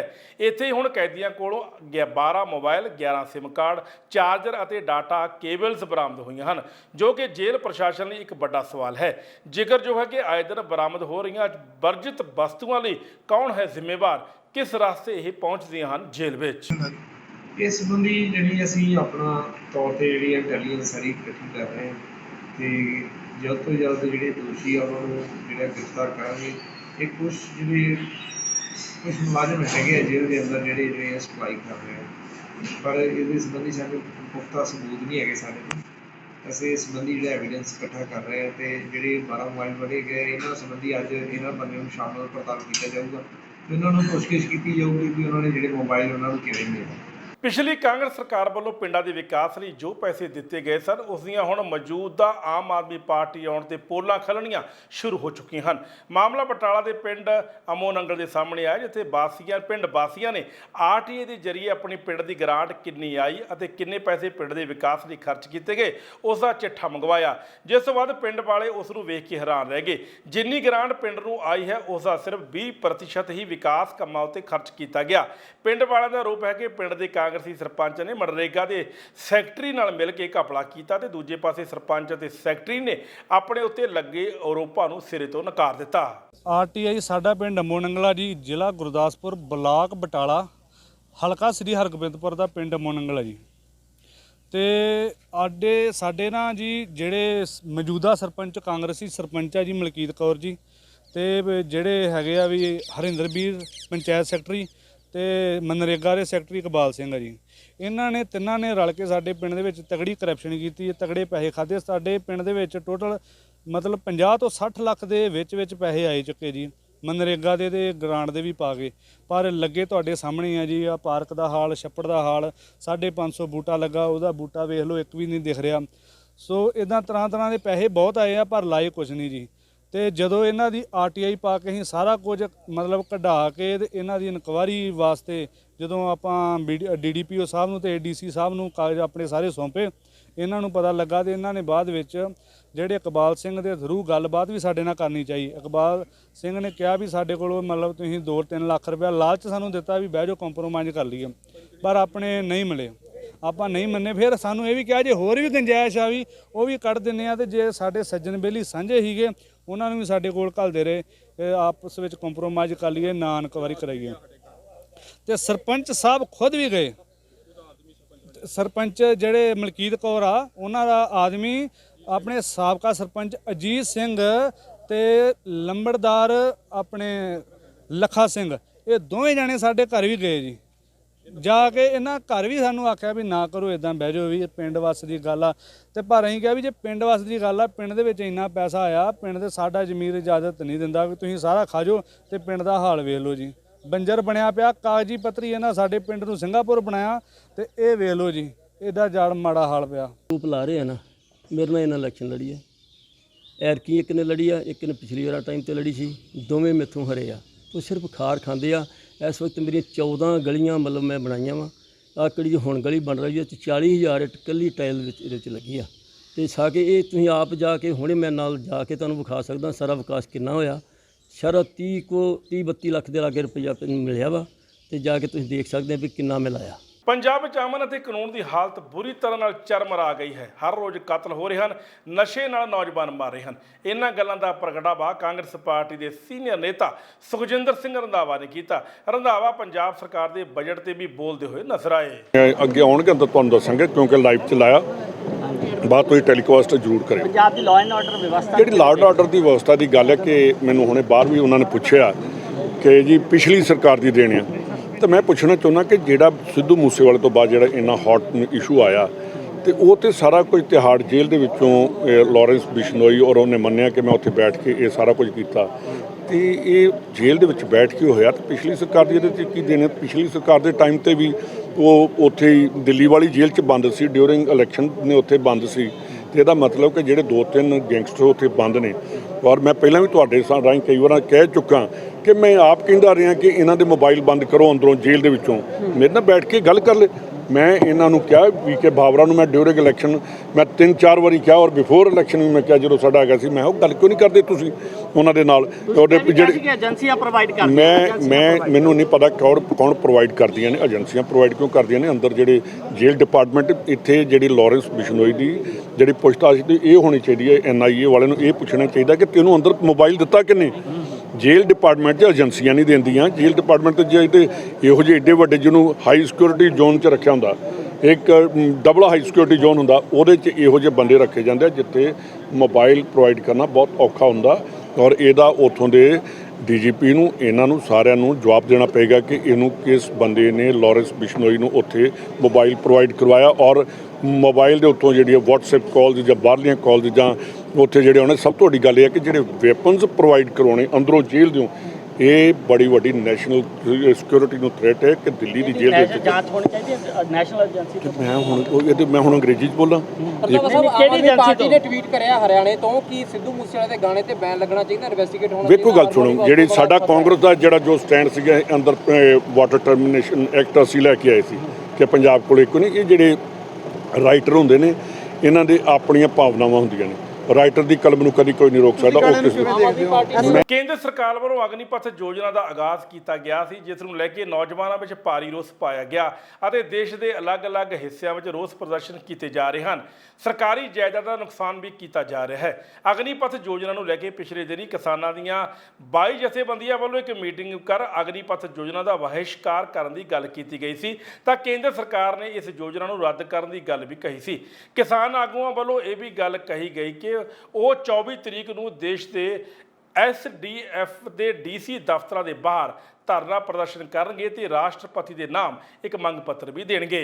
ਸਾਲ ਦੀ ਇਹਨਾਂ ਨੇ ਜੋਬ ਦਾ ਰੱਖਿਆ ਆ, ਉਹਦੇ ਵਿੱਚ ਅਸੀਂ ਕਿਹਾ ਵੀ ਇਹਨੂੰ ਮੁੱਢੋਂ ਰੱਦ ਕੀਤਾ ਜਾਵੇ। ਮਹਿਲਾ ਕਿਸਾਨ ਯੂਨੀਅਨ ਕਹਿੰਦੀ ਆ 4 ਸਾਲ ਦੀ ਜੋਬ ਤੋਂ ਬਾਅਦ ਬੱਚੇ ਸਾਡਿਆਂ ਦਾ ਕੀ ਭਵਿੱਖ ਆ, ਬੱਚਿਆਂ ਦੇ ਮਾਪੇ ਪੁੱਛਦੇ ਆ। ਤੇ ਦੂਜੇ ਨੰਬਰ ਤੇ ਇਹ ਆ ਵੀ ਜਿਹੜੀਆਂ ਆਲਰੇਡੀ ਸਾਡੀ ਆਰਮੀ ਦੀਆਂ ਪੋਸਟਾਂ ਚੱਲਦੀਆਂ ਪਈਆਂ ਆ, 2 ਸਾਲ ਤੋਂ ਬੰਦ ਪਈਆਂ ਆ, ਤੇ ਉਹਨਾਂ ਨੂੰ ਬਹਾਲ ਕੀਤਾ ਜਾਵੇ ਤੇ ਜਿਹੜੀਆਂ ਇਹ ਪੋਸਟਾਂ ਇਹਨਾਂ ਨੂੰ ਰੱਦ ਕੀਤਾ ਜਾਵੇ। ਇਹਨਾਂ ਨੇ ਇੱਕ ਮਿੰਟ ਇਹ ਜਿਹੜਾ ਇਹਨਾਂ ਨੇ ਕਿਹਾ ਆ ਇਹ ਬਿਲਕੁਲ ਹੱਸੋਹੀਣ ਆ ਬਿਆਨ ਜਿਹੜਾ ਆਰਮੀ ਨੇ ਕਿਹਾ ਆ। ਇਦਾਂ ਦਾ ਕੋਈ ਹੁੰਦੀ ਨਹੀਂ ਗੱਲ। ਜਿਹੜੀ ਸਾਡੀ ਸਿਸਟਮ ਚੱਲਦਾ ਪਿਆ ਆਰਮੀ ਨੂੰ ਵੀ ਪਤਾ ਆ ਕੀ ਭਰਤੀ ਹੁੰਦੀ ਆ। ਇਹ ਵੈਸੇ ਵੀ ਅਰਜੀ ਤੌਰ ਭਰਤੀ ਆ, ਇਹ ਪੱਕੀ ਭਰਤੀ ਨਹੀਂ ਹੈਗੀ 4 ਸਾਲ ਦੀ ਜੋਬ, ਤੇ ਅਸੀਂ ਇਸ ਕਰਕੇ ਇਹਨੂੰ ਮੁੱਢੋਂ ਰੱਦੀ ਕਰਦੇ ਆ। ਜੋ ਅਗਨੀਪਥ ਯੋਜਨਾ ਸਰਕਾਰ ਲੈ ਕੇ ਆਈ ਹੈ ਦੇਸ਼ ਦੇ ਹਿੱਤ ਵਿੱਚ ਨਹੀਂ ਹੈ, ਦੇਸ਼ ਵਿਰੋਧੀ ਆ। ਅਸੀਂ ਉਹਦੇ ਸੰਯੁਕਤ ਮੋਰਚੇ ਦੀ ਕਾਲ ਦੇ ਅਧੀਨ ਇੱਥੇ ਇਕੱਤਰ ਹੋਏ ਆ ਤਾਂ ਕਿ ਦੇਸ਼ ਦੇ ਨੌਜਵਾਨ ਦੇ ਭਵਿੱਖ ਨਾਲ ਖਿਲਵਾੜ ਕਰ ਰਹੀ ਹੈ, ਦੇਸ਼ ਦੀ ਸੁਰੱਖਿਆ ਨਾਲ ਸਰਕਾਰ ਖਿਲਵਾੜ ਕਰ ਰਹੀ ਹੈ। ਅਸੀਂ ਉਸ ਅਗਨੀਪਥ ਯੋਜਨਾ ਦੇ ਵਿਰੋਧ ਵਿੱਚ ਅੱਜ ਇੱਥੇ ਇਕੱਤਰ ਹੋਏ ਆ ਔਰ ਦੇਸ਼ ਦੇ ਰਾਸ਼ਟਰਪਤੀ ਦੇ ਨਾਮ ਅਸੀਂ ਡੀਸੀ ਥਰੂ ਅਸੀਂ ਮੰਗ ਪੱਤਰ ਦੇਣ ਜਾ ਰਹੇ ਹਾਂ ਤਾਂ ਕਿ ਸਰਕਾਰ ਇਹ ਜਿਹੜਾ ਦੇਸ਼ ਵਿਰੋਧੀ ਜਿਹੜਾ ਅਗਨੀਪਥ ਯੋਜਨਾ ਲੈ ਕੇ ਆਈ ਆ, ਨੌਜਵਾਨ ਵਿਰੋਧੀ ਯੋਜਨਾ ਲੈ ਕੇ ਆਈ ਆ, ਉਹ ਤੋਂ ਪਿੱਛੇ ਮੁੜੇ ਤੇ ਲੋਕ ਹਿੱਤ ਵਿੱਚ ਜਿਹੜੇ ਚੰਗੇ ਕੰਮ ਨੇ ਉਹ ਕਰਨ ਲਈ ਅੱਗੇ ਆਵੇ। ਅਸੀਂ ਇਸ ਅਗਨੀਪਥ ਯੋਜਨਾ ਦੇ ਵਿਰੋਧ ਵਿੱਚ ਅੱਜ ਅਸੀਂ ਸੰਯੁਕਤ ਮੋਰਚੇ ਦੀ ਕਾਲ ਹੇਠ ਇੱਥੇ ਇਕੱਤਰ ਹੋਏ ਹਾਂ। ਪੰਜਾਬ ਸਰਕਾਰ ਵੱਲੋਂ ਸੂਬੇ ਵਿੱਚ ਵੱਧ ਰਹੇ ਕ੍ਰਾਈਮ ਨੂੰ ਲੈ ਕੇ ਲਾਅ ਐਂਡ ਆਰਡਰ ਦੀ ਸਥਿਤੀ ਨੂੰ ਬਰਕਰਾਰ ਰੱਖਣ ਦੇ ਲਈ ਹੁਣ ਹਰੇਕ ਜ਼ਿਲ੍ਹੇ ਵਿੱਚ ਐਸਐਸਪੀ ਨੂੰ ਸਖਤ ਦਿਸ਼ਾ ਨਿਰਦੇਸ਼ ਕੀਤੇ ਗਏ ਹਨ, ਜਿਸ ਦੇ ਕਾਰਵਾਈ ਕਰਦਿਆਂ ਹੋਇਆ ਜਲੰਧਰ ਦੇ ਐਸਐਸਪੀ ਸਵਪਨ ਸ਼ਰਮਾ ਵੱਲੋਂ ਸਖਤੀ ਨਾਲ ਕਦਮ ਉਠਾਉਂਦਿਆਂ ਹੋਇਆ ਜਲੰਧਰ ਦਿਹਾਤੀ ਦੀ ਪੁਲਿਸ ਵੱਲੋਂ ਪਿੰਦਾ ਨਿਹਾਲੂਵਾਲਾ ਗੈਂਗ ਦੇ 19 ਮੈਂਬਰ ਜਿਨ੍ਹਾਂ ਵਿੱਚੋਂ 13 ਸ਼ੂਟਰ ਹਨ ਨੂੰ ਗ੍ਰਿਫਤਾਰ ਕਰ ਲਿਆ। ਉਹਨਾਂ ਪਾਸੋਂ 11 ਹਥਿਆਰ, 2 ਗੱਡੀਆਂ, 8 ਲੱਖ ਰੁਪਏ ਦੀ ਵਿਦੇਸ਼ੀ ਕਰੰਸੀ ਬਰਾਮਦ ਕਰਕੇ ਇਹ ਸਫਲਤਾ ਹਾਸਲ ਕੀਤੀ ਹੈ। आज एक जेल गैंगस्टर है पिंदा जो जलंधर जनरल एरिया का रहने वाला है, नाभा जेल ब्रेक में इन्वॉल्व था। इसके ग्रुप के 13 बंदे गिरफ्तार किए हैं along with 11 weapons, 8 lakh foreign currency है तो 2 गड्डियाँ। बेसिक इस ग्रुप का काम सीगा सुपारी लेके extortion, murder, attempt to murder, highway robbery, armed robbery, कब्जे लेने, गवाह ਜਿਹੜੇ ਗਵਾਹ ਹੈ ਕੇਸਿਸ 'ਚ ਉਹਨਾਂ ਨੂੰ ਡਰਾਉਣਾ, ਧਮਕਾਉਣਾ, ਗੋਲੀ ਚਲਾਉਣੀ ਇਹ ਕਰਦੇ ਸੀਗੇ ਤੇ 13 ਮੈਂਬਰਸ ਸੀਗੇ ਤੇ 13 ਦੇ 13 ਗ੍ਰਿਫਤਾਰ ਕੀਤੇ। ਨਾਲ ਹੀ 6 ਹੋਰ ਬੰਦੇ ਗ੍ਰਿਫਤਾਰ ਕੀਤੇ ਜਿਹੜੇ ਇਹਨਾਂ ਨੂੰ ਹਾਰਬਰ ਹੈਲਪ ਕਰਦੇ ਸੀਗੇ, ਹਾਰਬਰ ਕਰਦੇ ਸੀਗੇ ਤੇ ਲੌਜਿਸਟਿਕ ਸਪੋਰਟ ਦਿੰਦੇ ਸੀਗੇ। ਸਰ ਲੀਡ ਕਿੱਥੋਂ ਮਿਲੀ ਸੀ ਤੁਹਾਨੂੰ, ਪਤਾ ਕਿੱਥੋਂ ਲੱਗਿਆ ਇਨਫੋਰਮੇਸ਼ਨ ਸਾਡੇ ਕੋਲ ਸੀਗੀ ਇਨਫੋਰਮੇਸ਼ਨ ਤੇ 3 ਹਫ਼ਤੇ ਤੋਂ ਇਸ ਚੀਜ਼ ਦਾ ਕੰਮ ਚੱਲ ਰਿਹਾ ਸੀਗਾ। ਇਹ एक साथ गिरफ्तार नहीं हुए हैं, 3 हफ्ते गिरफ्तार हुए हैं, कोई कहीं तो अलग अलग था तो गिरफ्तार हुए हैं। हाँ 2-3 इंपोर्टेड है। ਲੋਕਾਂ ਨੂੰ ਹੁਣ ਭਗਵੰਤ ਮਾਨ ਤੇ ਭਰੋਸਾ ਨਹੀਂ ਰਿਹਾ ਤੇ ਨਾ ਹੁਣ ਲੋਕੀ ਆਪ ਦੇ ਨਾਲ ਹਨ। ਇਹਨਾਂ ਗੱਲਾਂ ਦਾ ਪ੍ਰਗਟਾਵਾ ਪ੍ਰਤਾਪ ਸਿੰਘ ਬਾਜਵਾ ਨੇ ਕੀਤਾ। ਉਹਨਾਂ ਕਿਹਾ ਕਿ ਆਪ ਦਾ ਗ੍ਰਾਫ ਪਹਿਲਾਂ ਨਾਲੋਂ ਡਿੱਗ ਗਿਆ ਹੈ ਕਿਉਂਕਿ ਜੋ ਵਾਅਦੇ ਭਗਵੰਤ ਮਾਨ ਨੇ ਕੀਤੇ ਸਨ ਉਹ ਪੂਰੇ ਹੁੰਦੇ ਨਜ਼ਰ ਨਹੀਂ ਆ ਰਹੇ। ਜਿੱਥੇ ਇਲੈਕਸ਼ਨਸ ਹੋਈ ਹੈ ਤੇ 81% ਵੋਟ ਹੁਣ 40, 41, 42 ਤੇ ਆ ਗਏ तो 50% ਤੇ ਆਪਣੇ ਆਪ ਹੀ ਤੁਸੀਂ ਵੇਖ ਸਕਦੇ ਹੋ ਇਹਨਾਂ ਦਾ ਗ੍ਰਾਫ ਕਿੰਨੀ ਸਪੀਡ ਨਾਲ ਗਿਰਿਆ ਜੀ। ਐਂਡ ਸਾਰਿਆਂ ਨੂੰ ਉਹਦੇ ਵਿੱਚ ਹੈਰਾਨੀਜਨਕ ਗੱਲ ਤੇ ਅਫਸੋਸਨਾਕ ਗੱਲ ਇਹ ਹੈ ਕਿ ਚੀਫ ਮਿਨਿਸਟਰ ਦਾ ਜਿਹੜਾ ਆਪਣਾ ਹਲਕਾ ਉੱਥੇ ਸਾਰਿਆਂ ਨੂੰ ਘੱਟ ਪੋਲਿੰਗ ਹੋਈ। That means it's a clear indication ਕਿ ਨਾ ਤੇ ਲੋਕਾਂ ਨੂੰ ਹੁਣ ਭਗਵੰਤ ਮਾਨ ਜੀ ਤੇ ਵਿਸ਼ਵਾਸ ਰਹਿ ਗਿਆ ਤੇ ਨਾ ਇਹਨਾਂ ਦੀ ਜਮਾਤ। ਬਾਜਵਾ ਸਾਹਿਬ ਲਾਅ ਐਂਡ ਆਰਡਰ ਦਾ ਮੁੱਦਾ ਵੀ ਉੱਠੂਗਾ, ਲਾਅ ਐਂਡ ਆਰਡਰ ਦਾ ਮੁੱਦਾ ਵੀ ਉਠਾਇਆ। ਸਾਰਿਆਂ ਵੱਡਾ ਮੁੱਦਾ ਹੀ ਲਾਅ ਐਂਡ ਆਰਡਰ। ਕੱਲ ਵੱਡੀ ਪ੍ਰੈਸ ਕਾਨਫਰੰਸ ਵੀ ਤੁਹਾਡੇ ਵੱਲੋਂ ਕੀਤੀ ਗਈ ਸੀਗੀ ਜਿਸ ਦੇ ਵਿੱਚ ਸਿਕਿਉਰਿਟੀ ਨੂੰ ਲੈ ਕੇ ਗੱਲ ਕੀਤੀ ਗਈ, ਧਮਕੀਆਂ ਜਿਹੜੀਆਂ ਮਿਲ ਰਹੀਆਂ ਨੇ ਭਾਵੇਂ ਫਾਰਮਰ ਡਿਪਟੀ ਸੀਐਮ ਹੋਣ ਜੀ, ਫਾਰਮਰ ਸੀਐਮ ਸਾਹਿਬ ਨੂੰ ਜੀ ਸਾਡੇ ਵਾਸਤੇ ਤੇ ਹਰ ਪੰਜਾਬੀ ਇੰਪੋਰਟੈਂਟ ਜੀ, ਹਰ ਪੰਜਾਬੀ ਦੀ ਜ਼ਿੰਦਗੀ ਉਨੀ ਹੀ ਇੰਪੋਰਟੈਂਟ ਹੈ ਜਿੰਨੀ ਡਿਪਟੀ ਚੀਫ ਮਿਨਿਸਟਰ ਜੀ। ਬਟ ਅਸੀਂ ਇਹ ਗੱਲ ਕਹਿ ਰਹੇ ਹਾਂ ਕਿ ਜੇ ਡਿਪਟੀ ਚੀਫ ਮਿਨਿਸਟਰ ਦੀ ਪੋਜੀਸ਼ਨ ਵਾਲੇ ਬੰਦੇ ਨੂੰ ਹੀ ਸ਼ਰੇਆਮ ਧਮਕੀ, ਅਮਟੀਨ ਕਾਲਸ ਆ ਰਹੀਆਂ ਨੇ ਤੇ ਫਿਰ ਉਹਨਾਂ ਨੂੰ ਵੀ ਕੋਈ ਕਿਸੇ ਕਿਸਮ ਦੀ ਸਿਕਿਉਰਿਟੀ ਨਹੀਂ ਮਿਲ ਪਾ ਰਹੀ ਤੇ ਆਮ ਸਧਾਰਨ ਪੰਜਾਬੀ ਦਾ ਕੀ ਹਾਲ ਹੋਊਗਾ। ਸੋ ਇਹ ਸਾਰੇ ਇਸ਼ੂਜ਼ ਹੈ। ਬਾਜਵਾ ਸਾਹਿਬ ਜੇ ਦੇਖਿਆ ਜਾਵੇ ਸਰਕਾਰ ਨੂੰ ਘੇਰਨ ਦੀ ਤਿਆਰੀ ਹੈ ਸੈਸ਼ਨ 'ਚ, ਇਸੇ ਕੰਮ ਹੀ ਚੱਲ ਰਿਹਾ। ਤੁਸੀਂ ਸ਼ੈਡੋ ਪਾਰਲੀਮੈਂਟ ਦੀ ਸ਼ੈਡੋ ਮਿਨਿਸਟਰ ਦੀ ਵੀ ਗੱਲ ਕਰ ਰਹੇ ਸੀ ਨਾ ਕਿ ਸ਼ੈਡੋ ਮਿਨਿਸਟਰੀ ਹੁੰਦੇ ਉਹਦੇ ਵਿੱਚ ਕਿ ਉਸ ਦੀ ਭੂਮਿਕਾ ਪੂਰਨ ਤਰੀਕੇ ਨਾਲ ਨਿਭਾਈ ਜਾਊਗੀ। 100% ਨਿਭਾਈ ਵੀ ਜਾਏਗੀ ਤੇ ਬਹੁਤ ਜਲਦੀ ਇਸੇ ਸੈਸ਼ਨ ਦੇ ਵਿੱਚ ਹੀ ਅਸੀਂ ਕੋਸ਼ਿਸ਼ ਕਰਾਂਗੇ ਕਿ ਉਹ ਉਹਨੂੰ ਅਮਲੀ ਰੂਪ ਵੀ ਦੇ ਦੇਣ। ਅੱਜ ਸਦਨ ਦੀ ਕਾਰਵਾਈ ਵਿੱਚ ਕਾਂਗਰਸੀ ਵਿਧਾਇਕ ਸੁਖਪਾਲ ਖਹਿਰਾ ਨੇ ਮੁੜ ਤੋਂ ਭਗਵੰਤ ਮਾਨ ਦੀ ਸਰਕਾਰ ਨੂੰ ਜਗਾਉਣ ਦੀ ਕੋਸ਼ਿਸ਼ ਕੀਤੀ। ਖਹਿਰਾ ਨੇ ਕਿਹਾ ਕਿ ਮਸਲੇ ਜਿਉਂਦੇ ਤਿਉਂ ਹਨ, ਜੋ ਪਹਿਲੀਆਂ ਵਾਲੀਆਂ ਸਰਕਾਰਾਂ ਕਰਦੀਆਂ ਸਨ ਉਹੀ ਕੰਮ ਹੁਣ ਆਪ ਦੀ ਸਰਕਾਰ ਕਰ ਰਹੀ ਹੈ। ਖਹਿਰਾ ਨੇ ਕਈ ਮੁੱਦਿਆਂ ਤੇ ਸਰਕਾਰ ਨੂੰ ਜਾਣੂ ਕਰਵਾਉਣ ਦੀ ਕੋਸ਼ਿਸ਼ ਕੀਤੀ, ਜਿਨ੍ਹਾਂ ਵਿੱਚ ਬੇਅਦਬੀ ਅਤੇ ਕੱਚੇ ਮੁਲਾਜ਼ਮਾਂ ਨੂੰ ਪੱਕੇ ਕਰਨ ਦਾ ਮਸਲਾ ਅਹਿਮ ਰਿਹਾ। ਸਾਡਾ ਜਿਹੜਾ ਆਪੋਜੀਸ਼ਨ ਦਾ ਮੇਨ ਅਧਿਕਾਰ ਹੈ 0 ਆਵਰ ਹੁੰਦਾ, ਉਹ ਇਕੱਲਾ ਆਪੋਜੀਸ਼ਨ ਦਾ ਹੁੰਦਾ, ਰੂਲਿੰਗ ਪਾਰਟੀ ਵਾਸਤੇ ਨਹੀਂ ਹੁੰਦਾ। ਉਹ ਸਾਡਾ ਅਧਿਕਾਰ ਜਿਹੜਾ ਅਨਫੋਰਚੂਨੇਟਲੀ ਸਪੀਕਰ ਸਾਹਿਬ ਨੇ ਸ਼ੋਰਗੁਲ ਵਿੱਚ ਖਤਮ ਕਰ ਦਿੱਤਾ। ਅਸੀਂ ਤਾਂ ਉਹਨਾਂ ਨੂੰ ਸਿਰਫ ਕਹਿ ਰਹੇ ਹਾਂ ਕਿ 3 ਮਹੀਨੇ ਪਹਿਲਾਂ ਹੀ ਤੁਸੀਂ ਆਪੋਜੀਸ਼ਨ ਵਿੱਚ ਸੀਗੇ। ਮੈਂ ਉਹਨਾਂ ਨੂੰ ਚਿੱਠੀ ਕੱਢ ਕੇ ਦਿਖਾਤੀ ਜਿਹਦੇ ਚੋਂ ਸੈਸ਼ਨ ਲੰਬਾ ਮੰਗਦੇ ਸੀ, 20 ਸਿਟਿੰਗ ਮੰਗਦੇ ਸੀਗੇ, ਔਰ ਮੇਰੇ ਕੋਲ ਚਿੱਠੀਆਂ ਹਨ ਜਿਹਦੇ ਚੋਂ MP ਲੈਡ ਮੰਗਦੇ ਸੀ ਆਪੋਜੀਸ਼ਨ ਦੇ ਮੈਂਬਰਸ ਵਾਸਤੇ। ਮੇਰੇ ਕੋਲ ਬਹੁਤ ਸਾਰੀਆਂ ਚਿੱਠੀਆਂ ਨੇ ਇਹਨਾਂ ਦੀਆਂ, ਹਰਪਾਲ ਚੀਮੇ ਦੀਆਂ, ਅਮਨ ਅਰੋੜੇ ਦੀਆਂ, ਔਰ ਕੁਲਤਾਰ ਸਿੰਘ ਸੰਧਵਾਂ ਦੇ ਵੀ ਸਾਈਨ ਸੀਗੇ। ਮੈਂ ਕਿਹਾ ਹੁਣ ਤੁਸੀਂ ਸੈਸ਼ਨ ਕਰਟੇਲ ਕਰ ਰਹੇ ਹੋ, ਤੁਸੀਂ ਸੈਸ਼ਨ ਸਿਰਫ ਮਹਿਜ਼ 6 ਦਿਨ ਦਾ ਰੱਖਿਆ ਵਾ, ਬਜਟ ਇਜਲਾਸ ਐਡਾ ਛੋਟਾ ਕਦੀ ਹੋਇਆ ਨਹੀਂਗਾ।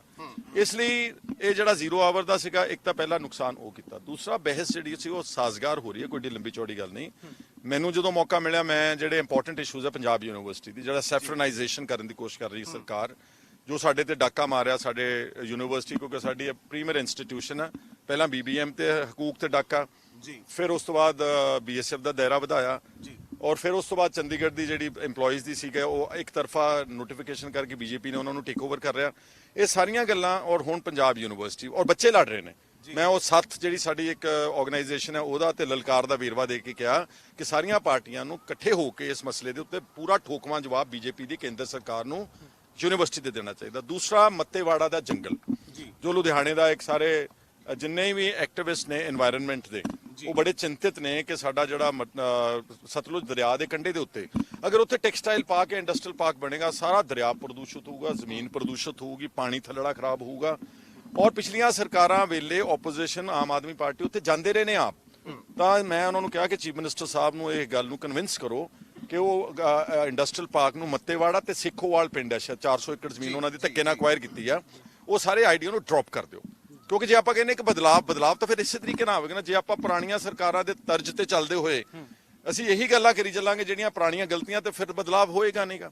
ਔਰ ਇਸ ਤੋਂ ਇਲਾਵਾ ਜਿਹੜਾ ਕਿਸਾਨਾਂ ਦੀ ਖੁਦਕੁਸ਼ੀ, ਗੁਰੂ ਗ੍ਰੰਥ ਸਾਹਿਬ ਦੀ ਬੇਅਦਬੀ ਦਾ ਮੈਂ ਬਹੁਤ ਕਿਹਾ ਕਿ ਤੁਸੀਂ ਤੁਹਾਡੇ ਪ੍ਰੈਜ਼ੀਡੈਂਟ ਨੇ ਕਿਹਾ ਸੀ ਕਿ 24 ਘੰਟਿਆਂ 'ਚ ਮਸਲਾ ਹੱਲ ਕਰਾਂਗੇ। ਚਲੋ ਹੁਣ 24 ਘੰਟੇ ਤੇ ਕਹਿਣ ਨੂੰ ਹੁੰਦੇ, 3 ਮਹੀਨੇ ਵੀ ਥੋੜਾ ਸਮਾਂ ਵਾ, ਪਰ ਕੋਈ ਤਾਂ ਸ਼ੁਰੂਆਤ ਹੋਣੀ ਚਾਹੀਦੀ। ਇਹਨਾਂ ਦੇ ਆਪਣੇ MLA ਕੁੰਵਰ ਵਿਜੇ ਪ੍ਰਤਾਪ ਸਿੰਘ ਨੇ ਇਲਜ਼ਾਮ ਲਾਏ ਕਿ ਸਰਕਾਰ ਇਹਦੇ ਤੇ ਪੁਖਤਾ ਕਾਰਵਾਈ ਨਹੀਂ ਕਰ ਰਹੀ, ਔਰ ਜਿਨ੍ਹਾਂ ਲੋਕਾਂ ਨੇ SIT 'ਚ ਕੋਆਪਰੇਟ ਨਹੀਂ ਕੀਤਾ, ਤੁਸੀਂ ਸਾਰੇ ਅਫਸਰਾਂ ਨੂੰ ਜਾਣਦੇ ਚੰਗੀ ਤਰ੍ਹਾਂ ਨਾਲ, ਉਹਨਾਂ ਨੂੰ ਇਹ ਸਰਕਾਰ ਨੇ ਪਲੰਮ ਪੋਸਟਿੰਗਸ ਦਿੱਤੀਆਂ, ਇੰਟੈਲੀਜੈਂਸ ਦਾ ਚੀਫ ਬਣਾਤਾ, ਕਮਿਸ਼ਨਰ ਦਿੱਤਾ ਇੱਕ ਸ਼ਹਿਰ ਦਾ। ਸੋ ਇਹ ਬੇਅਦਬੀਆਂ ਦਾ ਮੈਂ ਇਹ ਕਿਹਾ ਕਿ ਇਹ ਆਪਣਾ ਇੱਕ ਸਾਂਝਾ ਕੰਮ ਹੈ, ਇਹ ਕੋਈ ਕਿਸੇ ਇੱਕ ਵਿਅਕਤੀ ਵਿਸ਼ੇਸ਼ ਪਾਰਟੀ ਧਰਮ ਦਾ ਨਹੀਂਗਾ, ਜਿੰਨਾ ਗੁਰੂ ਨਾਨਕ ਨਾਮ ਲੇਵਾ, ਬਲਕਿ ਸਾਰੇ ਧਰਮਾਂ ਦਾ ਕੰਮ ਹੈ। ਇਹਨੂੰ ਇਨਸਾਫ ਮਿਲਣਾ ਚਾਹੀਦਾ। ਔਰ ਇਹਦੇ ਨਾਲ ਕਿਸਾਨਾਂ ਦੀ ਆਤਮ ਹੱਤਿਆਵਾਂ, ਖੁਦਕੁਸ਼ੀਆਂ ਨਿਰੰਤਰ ਚੱਲ ਰਹੀਆਂ ਨੇ। ਡਰੱਗਸ ਦੇ ਉੱਤੇ ਜਿੰਨੀਆਂ ਪੰਜਾਬ ਦੇ ਵਿੱਚ ਮੌਤਾਂ ਹੋ ਰਹੀਆਂ ਨੇ, ਲਾਅ ਐਂਡ ਆਰਡਰ ਤੇ ਸਾਡੇ ਲੀਡਰ ਆਫ ਆਪੋਜੀਸ਼ਨ ਨੇ ਕਾਫੀ ਲੰਬੀ ਚੌੜੀ ਤਕਰੀਰ ਕਰਕੇ ਮੂਸੇਵਾਲੇ ਦੇ ਕਤਲ ਮੁਤਲਕ, ਸੋ ਕਾਫੀ ਜਿਹੜੇ ਇਸ਼ੂ ਸੀਗੇ ਜੋ ਕਰੰਟ ਇਸ਼ੂਜ਼ ਨੇ। ਮੈਂ ਬਲਕਿ ਪਹਿਲਾਂ EMPLOYEES ਦੇ ਬਾਰੇ ਵੀ ਗੱਲ ਕੀਤੀ ਕਿ ਜਿਹੜੇ ਟੈਟ ਪਾਸ ਮੁਲਾਜ਼ਮ ਨੇ, ETT ਨੇ, PTIs ਨੇ, ਐਗਰੀਕਲਚਰ ਡਿਪਾਰਟਮੈਂਟ ਦੇ ਜਿਹੜੇ ਆਤਮਾ ਵਰਕਰਸ ਨੇ, ਬਲਕਿ ਉਹ ਲੜਕੀ ਦਾ ਵੀ ਉਦਾਹਰਨ ਦਿੱਤਾ, ਉਹਦਾ ਨਾਮ ਲਿਆ ਅੰਦਰ ਕਿ ਸਿੱਪੀ ਸ਼ਰਮਾ ਜਿਹੜੀ ਸੁਹਾਣਾ ਦੀ ਟੈਂਕੀ ਤੇ ਚੜੀ ਸੀ ਜਦੋਂ ਕੇਜਰੀਵਾਲ ਤੇ ਭਗਵੰਤ ਮਾਨ ਨੇ ਲਾਇਆ ਉਹਨੂੰ, ਉਹ ਹੁਣ ਸੰਗਰੂਰ ਦੀ ਟੈਂਕੀ ਵਿੱਚ, ਮੈਂ ਕਿਹਾ ਤੁਹਾਡੇ ਇਸੇ ਜਿਮਨੀ ਚੋਣ ਵਿੱਚ ਮੀਤ ਹੇਅਰ ਸਾਹਮਣੇ ਬੈਠਾ ਸੀ ਐਜੂਕੇਸ਼ਨ ਨਾਲ, ਤੁਹਾਡੇ ਘਰ ਦੇ ਬਾਹਰ ਧਰਨਾ ਲਾਇਆ ਲੋਕਾਂ ਨੇ। ਇਹਨਾਂ ਨੂੰ ਇਨਸਾਫ ਦਿਓ, ਇਹਨਾਂ ਲੋਕਾਂ ਨੂੰ ਪੱਕੇ ਕਰੋ। ਹਾਂ, ਸਵੀਕਾਰ ਕਰ ਰਹੇ ਨੇ ਗੱਲਾਂ। ਹੁਣ ਦੇਖੋ ਗੱਲ ਇਹ ਹੈਗੀ ਆ ਕਿ ਤੁਹਾਨੂੰ ਸਭ ਨੂੰ ਪਤਾ ਵਾ ਕਿ ਕਿਉਂਕਿ ਉਹਨਾਂ ਕੋਲ ਆਪਣੇ ਇੱਕ ਬਰੂਟ ਮੈਜੋਰਿਟੀ ਆ, ਰੂਥਲੈਸ। ਅੱਜ ਉਹਨਾਂ ਨੇ ਕਾਫੀ ਆਪਣੇ ਜਦੋਂ 90-92 ਇੱਕ ਪਾਸੇ ਨੇ ਤੇ ਦੂਜੇ ਪਾਸੇ 18 ਬੰਦੇ ਨੇ, ਤੇ ਉਹਦੇ ਚ ਸ਼ੋਰ ਦੀ ਤੁਲਨਾ ਤਾਂ ਕੋਈ ਹੋ ਨਹੀਂ ਸਕਦੀ। ਮੈਨੂੰ ਨਹੀਂ ਸੀ ਆਸ ਕਿ ਇੰਨੇ ਵੱਡੀ ਪਾਰਟੀ, ਇੰਨੇ ਵੱਡੇ MLAs ਇੰਨਾ ਪੇਸ਼ੈਂਸ ਰੱਖਣਗੇ ਕਿ 18 ਬੰਦਿਆਂ ਨੂੰ ਬਣਦਾ ਟਾਈਮ ਦੇ ਦਈਏ, ਉਹਨਾਂ ਦੀ ਗੱਲ ਸੁਣ ਲਈਏ। ਥੋੜੀ ਨੁਕਤਾਚੀਨੀ ਵੀ ਸੁਣਨੀ ਚਾਹੀਦੀ ਆ। You should have the digestion to digest criticism। ਮੈਂ ਉਹਨਾਂ ਨੂੰ ਕਿਹਾ ਜਿਹੜੀਆਂ ਚੰਗੀਆਂ ਗੱਲਾਂ ਕਰੋਗੇ ਅਸੀਂ ਤੁਹਾਡਾ ਮੁਬਾਰਕਬਾਦ ਦਿੰਦੇ ਆ। ਤੁਸੀਂ ਮਲਟੀਪਲ ਪੈਨਸ਼ਨ ਬੰਦ ਕੀਤੀ, ਸਵਾਗਤ ਕੀਤਾ, ਪਰ ਤੁਸੀਂ ਦੂਜੇ ਪਾਸੇ 250 ਕਰੋੜ ਰੁਪਇਆ ਇਸ਼ਤਿਹਾਰਬਾਜ਼ੀ ਤੇ ਖਰਚਤਾ। ਇਹ ਕਿੱਡੀ ਅਕਲਮੰਦੀ ਦੀ ਗੱਲ ਹੈ। ਸਾਰੇ ਪੰਜਾਬ ਤੋਂ ਬਾਹਰ ਦੂਜੇ ਸੂਬਿਆਂ ਵਿੱਚ ਇਸ਼ਤਿਹਾਰ ਦੇ ਰਹੇ ਹੋ, ਗੁਜਰਾਤ, ਮੱਧ ਪ੍ਰਦੇਸ਼, ਮਹਾਰਾਸ਼ਟਰ, ਹਿਮਾਚਲ ਪ੍ਰਦੇਸ਼। ਵਾਟ ਫॉर? तो I call them, मैं कहा अंग्रेजी ਦਾ ਛੋਟਾ ਜਿਹਾ ਕੋਟ ਹੈ, being penny wise and pound foolish। Multiple pension ਨਾਲ ਸ਼ਾਇਦ 8 ਕਰੋੜ ਰੁਪਇਆ ਸਾਲਾਨਾ ਬਚੇਗਾ, ਤੇ ਦੂਜੇ ਪਾਸੇ 250 ਕਰੋੜ ਰੁਪਇਆ ਆਪਾਂ ਇਸ਼ਤਿਹਾਰਬਾਜ਼ੀ ਤੇ ਖਰਚਤਾ। ਜਿਹੜਾ ਹੈਲੀਕਾਪਟਰਾਂ ਤੇ ਖਰਚਾ ਉਹ ਲੈਦਾ ਪੰਜਾਬ ਵਿਧਾਨ ਸਭਾ ਦੇ ਬਜਟ ਸੈਸ਼ਨ ਦੇ ਦੂਸਰੇ ਦਿਨ ਵੀ ਕਾਰਵਾਈ ਜਾਰੀ ਰਹੀ। ਇਸੇ ਦੌਰਾਨ ਪੰਜਾਬ ਵਿਧਾਨ ਸਭਾ ਸੈਸ਼ਨ ਵਿੱਚ ਮੁੱਖ ਮੰਤਰੀ ਪੰਜਾਬ ਵੱਲੋਂ ਸੰਬੋਧਨ ਕੀਤਾ ਗਿਆ। ਇਸੇ ਦੌਰਾਨ ਉਹਨਾਂ ਨੇ ਕਿਹਾ ਕਿ ਸਾਡੀ ਸਰਕਾਰ ਹਰ ਉਸ ਉਮੀਦ ਤੇ ਖਰਾ ਉਤਰੇਗੀ ਜਿਨ੍ਹਾਂ ਤੇ ਲੋਕਾਂ ਨੂੰ ਸਾਡੇ ਤੇ ਉਮੀਦਾਂ ਹਨ। ਪੰਜਾਬ ਨੂੰ ਰੰਗਲਾ ਪੰਜਾਬ ਬਣਾਉਣਾ ਹੈ। ਭਗਵੰਤ ਮਾਨ ਨੇ ਇਹ ਵੀ ਕਿਹਾ ਕਿ ਨਾ ਹੀ ਭ੍ਰਿਸ਼ਟਾਚਾਰ ਕਰਨ ਵਾਲੇ ਬਖਸ਼ੇ ਜਾਣਗੇ ਅਤੇ ਨਾ ਹੀ ਫੋਕੇ ਵਾਅਦੇ ਕੀਤੇ ਜਾਣਗੇ। ਇੱਕ ਵਿਧਾਇਕ ਪੈਨਸ਼ਨ ਅਸੀਂ ਮਿਸਾਲੀ ਕਦਮ ਚੁੱਕਿਆ। ਇਸ ਦਿਨ ਸੈਸ਼ਨ 'ਚ ਇਹ ਵੀ ਮੁੱਦਾ ਚੁੱਕਿਆ ਗਿਆ ਕਿ ਕਿਉਂਕਿ ਇਹ ਲੋਕਾਂ ਦਾ ਪੈਸਾ ਹੈ, ਅਸੀਂ 100 ਦਿਨਾਂ ਵਿੱਚ ਅਹਿਮ ਫੈਸਲੇ ਲਏ। ਸੇਵਾ ਕੇਂਦਰਾਂ ਰਾਹੀਂ 122 ਨਵੀਆਂ ਸੇਵਾਵਾਂ ਸ਼ੁਰੂ ਕੀਤੀਆਂ ਗਈਆਂ ਹਨ। ਪ੍ਰਸ਼ਾਸਨ ਨੂੰ ਹੋਰ ਸੁਚਾਰੂ ਢੰਗ ਨਾਲ ਚਲਾਉਣ ਲਈ ਹੋਰ ਸੁਧਾਰ ਕੀਤੇ ਜਾ ਰਹੇ ਹਨ। ਕਰਪਸ਼ਨ ਖਿਲਾਫ ਹੁਣ ਤੱਕ 47 ਗ੍ਰਿਫਤਾਰੀਆਂ ਵੀ ਕੀਤੀਆਂ ਜਾ ਚੁੱਕੀਆਂ ਹਨ। ਭ੍ਰਿਸ਼ਟਾਚਾਰ ਮੁਕਤ ਪ੍ਰਸ਼ਾਸਨ ਆਮ ਆਦਮੀ ਪਾਰਟੀ ਦੀ ਵਿਚਾਰਧਾਰਾ ਦਾ ਕੇਂਦਰ ਬਿੰਦੂ ਹੈ। ਅਸੀਂ ਇਸ ਗੱਲ ਨੂੰ ਪਿਛਲੇ 100 ਦਿਨਾਂ ਦੇ ਆਪਣੇ ਕਾਰਜਕਾਲ ਦੌਰਾਨ ਸਾਬਤ ਵੀ ਕਰਤਾ।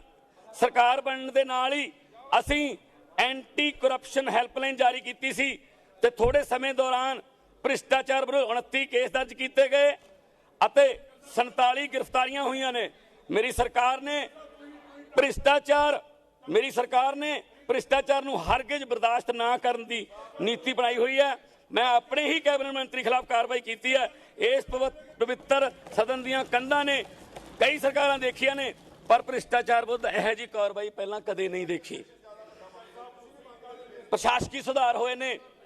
ਸੇਵਾ ਕੇਂਦਰਾਂ ਰਾਹੀਂ 122 ਨਵੀਆਂ ਸੇਵਾਵਾਂ ਸ਼ੁਰੂ ਕੀਤੀਆਂ ਗਈਆਂ ਨੇ। ਸੇਵਾ ਕੇਂਦਰਾਂ ਦੇ ਕੰਮ ਦਾ ਸਮਾਂ ਵੀ ਵਧਾਇਆ ਗਿਆ। ਇਹ ਕੇਂਦਰ 'ਚ ਸੁਵਿਧਾ ਕੇਂਦਰਾਂ 'ਚ ਸ਼ਨੀਚਰਵਾਰ ਤੇ ਐਤਵਾਰ ਵੀ ਕੰਮ ਹੋ ਰਿਹਾ ਤਾਂ ਕਿ ਜਿਹੜੇ ਦਿਹਾੜੀਦਾਰ ਜਾਂ ਨੌਕਰੀਸ਼ੁਦਾ ਲੋਕ ਨੇ ਉਹ ਆਪਣਾ ਕੰਮ ਛੁੱਟੀ ਵਾਲੇ ਦਿਨ ਕਰਵਾ ਸਕਣ। ਪ੍ਰਸ਼ਾਸਨ ਨੂੰ ਹੋਰ ਸੁਚਾਰੂ ਢੰਗ ਨਾਲ ਚਲਾਉਣ ਲਈ ਕਈ ਪ੍ਰਸ਼ਾਸਨੀ ਸੁਧਾਰ ਕੀਤੇ ਜਾ ਰਹੇ ਨੇ। ਜ਼ਿਲ੍ਹਾ ਪੱਧਰ ਤੇ ਲੋਕਾਂ ਦੀਆਂ ਸਮੱਸਿਆਵਾਂ ਨੂੰ ਹੱਲ ਕਰਨ ਲਈ ਸੀਐਮ ਫੀਲਡ ਅਫਸਰ ਨਾਮ ਦੀ ਇੱਕ ਨਵੀਂ ਪੋਸਟ ਜਿਹੜੀ ਆ ਉਹ ਕ੍ਰੀਏਟ ਕੀਤੀ ਜਾ ਰਹੀ ਹੈ। ਇਸ ਦਾ ਮਨੋਰਥ ਆਮ ਆਦਮੀ ਦੀਆਂ ਤਕਲੀਫਾਂ ਨੂੰ ਵਿਸ਼ੇਸ਼ ਧਿਆਨ ਦੇਣਾ ਹੋਵੇਗਾ, ਅਹਿਮੀਅਤ ਦੇਣਾ ਹੋਵੇਗਾ। ਮੈਂ ਪੰਜਾਬ ਦੇ ਵਿੱਚ ਗੈਂਗਸਟਰਵਾਦ ਦੇ ਖਾਤਮੇ ਲਈ ਲੋਕਾਂ ਦਾ ਪੁਲਿਸ ਦੇ ਵਿੱਚ ਵਿਸ਼ਵਾਸ ਬਹਾਲ ਕਰਨ ਲਈ ਆਪਣੀ ਵਚਨਬੱਧਤਾ ਦੁਹਰਾਉਣਾ। ਮਾਨਯੋਗ ਮੁੱਖ ਮੇਰੀ ਸਰਕਾਰ ਨੇ ਇਸ ਮੰਤਵ ਲਈ ਇੱਕ ਏਡੀਜੀਪੀ ਰੈਂਕ ਦੀ ਅਫਸਰ ਦੀ ਅਗਵਾਈ 'ਚ ਗੈਂਗਸਟਰ ਵਿਰੋਧੀ ਟਾਸਕ ਫੋਰਸ ਦਾ ਗਠਨ 5 ਅਪ੍ਰੈਲ 2022 ਨੂੰ ਕੀਤਾ। ਸੀਐਮ ਸਾਹਿਬ ਤੇ ਇਹਦੇ ਵਿੱਚ ਆਹ ਪੜ੍ਹਾ ਦਿਓ ਜੀ ਸਾਨੂੰ, ਆਹ ਜਿਹੜੇ ਟੈਕਨੀਸ਼ੀਅਨਸ ਨੇ, ਇੰਜੀਨੀਅਰ ਨੇ, ਆਹ ਜਿਹੜੇ ਕੋਰਸ ਕੀਤਾ ਹੁੰਦਾ ਜਿਨ੍ਹਾਂ ਨੇ, ਉਹ ਸਾਨੂੰ ਬੈਂਗਲੌਰ ਤੋਂ ਜਾਂ ਗੁੜਗਾਉਂ ਤੋਂ ਜਾਂ ਇੱਧਰ ਉੱਧਰੋਂ ਲੈ ਕੇ ਆਉਣੇ ਪੈਂਦੇ ਕਿਉਂ ਨਾ ਅਸੀਂ ਪੰਜਾਬ ਦੇ ਵਿੱਚ ਹੀ ਇਸ ਤਰ੍ਹਾਂ ਦੇ ਸਕਿਲਡ ਨੌਜਵਾਨ ਮੁੰਡੇ ਕੁੜੀਆਂ ਹੋਣ ਕਿ ਉਹ ਇੱਥੇ ਕੰਮ ਕਰਨ। ਸੋ ਇੰਡਸਟਰੀ ਨਾਲ ਮਿਲ ਕੇ ITIs ਨੂੰ ਅਟੈਚ ਕਰਕੇ ਉਹਨਾਂ ਮੁਤਾਬਕ ਨਵੇਂ ਕੋਰਸ ਵੀ ਸ਼ੁਰੂ ਕੀਤੇ ਜਾਣਗੇ। ਸਰ ਸੂਬਾ ਸਰਕਾਰ ਪੰਜਾਬ ਦੇ 7 ਵੱਖ-ਵੱਖ ਥਾਵਾਂ ਤੇ 7 ਨਵੇਂ institute for training of trainers, ਇਹ ਵੀ ਅਸੀਂ ITOT ਇਹ ਵੀ ਅਸੀਂ ਸ਼ੁਰੂ ਕਰਨ ਜਾ ਰਹੇ ਹਾਂ। ਸੋ ਟੈਕਨੀਕਲ ਐਜੂਕੇਸ਼ਨ ਦੇ ਵਿੱਚ ਸੂਬੇ 'ਚ ਬਾਇਲਰ ਟੈਂਡਰ ਕੋਰਸ ਦਾ ਅਪ੍ਰੈਂਟਿਸਸ਼ਿਪ ਵਜੋਂ, ਟ੍ਰੇਡ ਵਜੋਂ ਸ਼ੁਰੂ ਕਰਨ ਜਾ ਰਹੇ ਹਾਂ। ਇਸ ਅਪ੍ਰੈਂਟਿਸਸ਼ਿਪ ਅਧੀਨ 15,000 ਨੌਜਵਾਨਾਂ ਨੂੰ ਟ੍ਰੇਨਿੰਗ ਦਿੱਤੀ ਜਾਊਗੀ। ਜਿਵੇਂ ਮੈਂ ਕੱਲ੍ਹ ਕਿਹਾ ਸੀ, ਅਸੀਂ ਨੌਜਵਾਨਾਂ ਨੂੰ ਜੌਬ ਸੀਕਰਸ ਨਹੀਂ, ਜੌਬ ਪ੍ਰੋਵਾਈਡਰਸ ਬਣਾਉਣਾ ਚਾਹੁੰਦੇ ਹਾਂ। ਹੈਲਥ ਸਰ, ਸੂਬੇ ਦੇ ਲੋਕਾਂ ਨੂੰ ਤੰਦਰੁਸਤ ਮਨ ਤੇ ਤੰਦਰੁਸਤ ਵਿਚਾਰ ਦੀ ਲੋੜ ਹੈ। ਮਿਆਰੀ ਸਿਹਤ ਸਹੂਲਤਾਂ ਵਾਸਤੇ ਅਸੀਂ ਵਚਨਬੱਧ ਹਾਂ। ਸਾਡਾ ਜਿਹੜਾ ਮੰਤਵ ਹੈ, ਸਿਹਤ ਸੁਵਿਧਾਵਾਂ ਜਿਹੜੀਆਂ ਨੇ ਉਹ ਜ਼ਮੀਨੀ ਪੱਧਰ ਤੇ ਹਰੇਕ ਘਰ ਨੂੰ 2-3 ਕਿਲੋਮੀਟਰ ਦੇ ਘੇਰੇ 'ਚ ਹੀ ਚੰਗੀਆਂ ਸਹੂਲਤਾਂ ਮਿਲਣੀਆਂ ਚਾਹੀਦੀਆਂ ਨੇ। ਅਸੀਂ ਸ਼ਹਿਰਾਂ 'ਚ ਮੁਹੱਲਾ ਕਲੀਨਿਕ ਤੇ ਪੇਂਡੂ ਖੇਤਰਾਂ 'ਚ ਪਿੰਡ ਕਲੀਨਿਕ ਖੋਲ੍ਹਣ ਜਾ ਰਹੇ ਹਾਂ ਤਾਂ ਜੋ ਲੋਕਾਂ ਨੂੰ ਮਿਆਰੀ ਸਿਹਤ ਸਹੂਲਤਾਂ ਜਿਹੜੀ ਮੁਹੱਈਆ ਕਰਾਈ ਜਾ ਸਕਣ।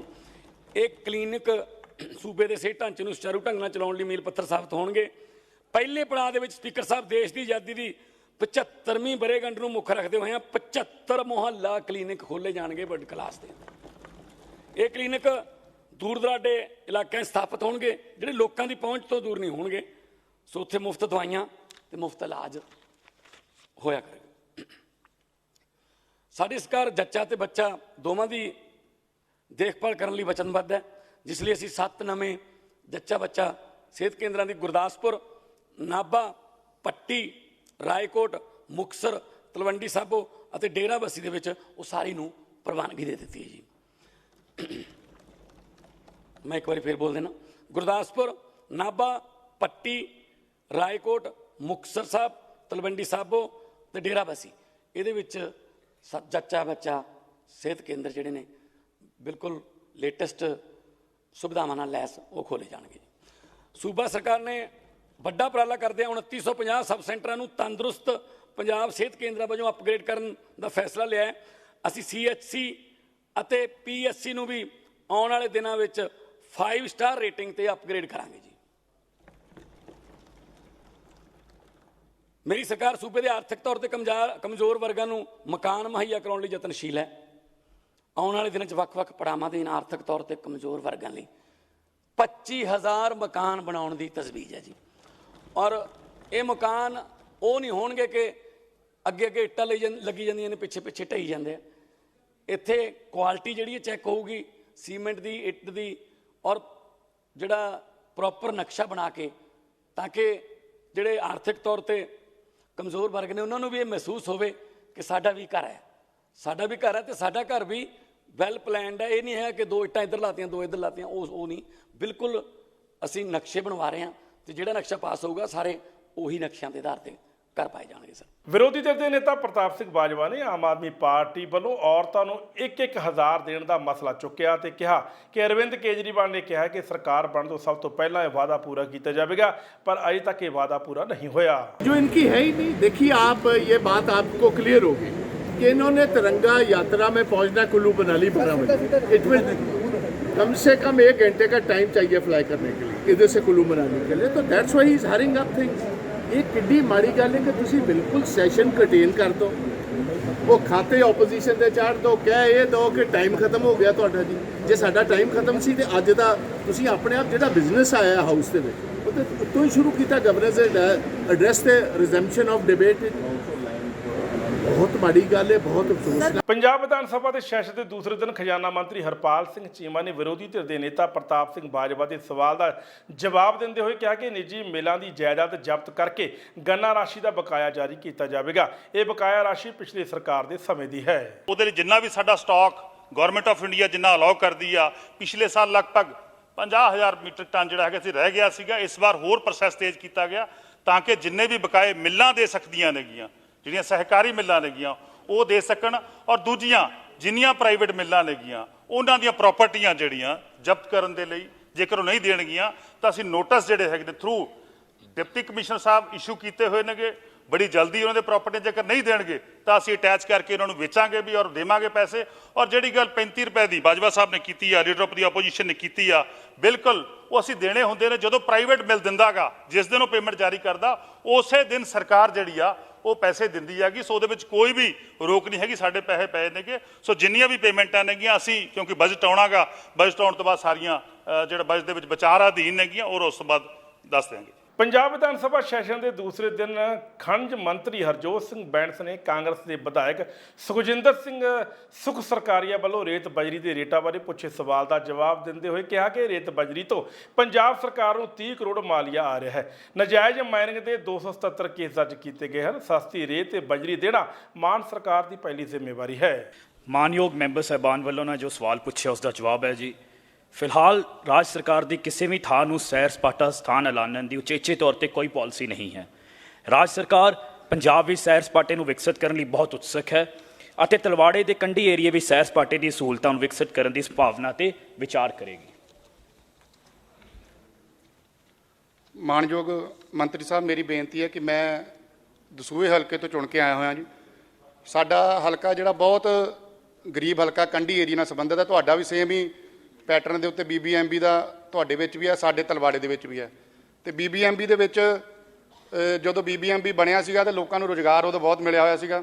ਹੁਣ BBMB ਖਾਲੀ ਹੋ ਰਿਹਾ, ਸਾਰਾ ਉੱਜੜ ਰਿਹਾ ਤਲਵਾੜਾ। ਮੇਰੀ ਬੇਨਤੀ ਹੈ ਕਿ ਕੋਈ ਸਮਾਬੰਧ ਜ਼ਰੂਰ ਕੀਤਾ ਜਾਵੇ ਤਾਂ ਜੋ ਟੂਰਿਜ਼ਮ ਪਲੇਸ ਬਣਨ ਦੇ ਨਾਲ ਜਿੱਦਾਂ ਹਿਮਾਚਲ ਦੀ ਤਰਜ਼ ਦੇ ਉੱਤੇ ਆਪਣਾ ਕੰਢੀ ਏਰੀਆ ਨੂੰ ਬਣਾਇਆ ਜਾਵੇ ਤਾਂ ਜੋ ਉੱਥੇ ਲੋਕਾਂ ਨੂੰ ਰੁਜ਼ਗਾਰ ਮਿਲ ਸਕੇ, ਸਰਕਾਰ ਦੀ ਆਮਦਨ ਦੇ ਵਿੱਚ ਵਾਧਾ ਹੋਵੇ ਤੇ ਜਿਹੜਾ ਤਲਵਾੜਾ ਸ਼ਹਿਰ ਆ ਉੱਜੜ ਰਿਹਾ ਉਹਨੂੰ ਬਣਾਇਆ ਜਾ ਸਕੇ। ਤੁਸੀਂ ਸੈਰ ਸਪਾਟੇ ਨੂੰ ਉਤਸ਼ਾਹਿਤ ਕਰਨ ਲਈ ਸਮਾਬੰਧ ਕਰੋਗੇ ਕੋਈ ਆਪਦਾ ਪ੍ਰੋਜੈਕਟ? ਆਨਰੇਬਲ ਸਪੀਕਰ ਸਾਹਿਬ, ਇੱਕ ਤਾਂ ਮਾਨਯੋਗ ਮੈਂਬਰ ਸਾਹਿਬਾਨ ਨੇ BBMB ਦੀ ਗੱਲ ਕੀਤੀ ਹੈ। ਉਹ ਇੱਕ ਆਪਣੇ ਆਪ 'ਚ ਇੱਕ ਬਹੁਤ ਵੱਡਾ ਵਿਸ਼ੇ ਹੈ। 10-12 ਹਜ਼ਾਰ ਉੱਥੇ ਅਸਾਮੀਆਂ ਖਾਲੀ ਪਈਆਂ। ਪੰਜਾਬ ਦੀ ਜ਼ਮੀਨ, ਪੰਜਾਬ ਦੇ ਪਾਣੀ ਵਰਤੇ ਗਏ, ਪਰ ਅੱਜ ਸਾਨੂੰ ਉਹਦੇ ਬਦਲੇ ਕੁਝ ਨਹੀਂ ਮਿਲ ਰਿਹਾ।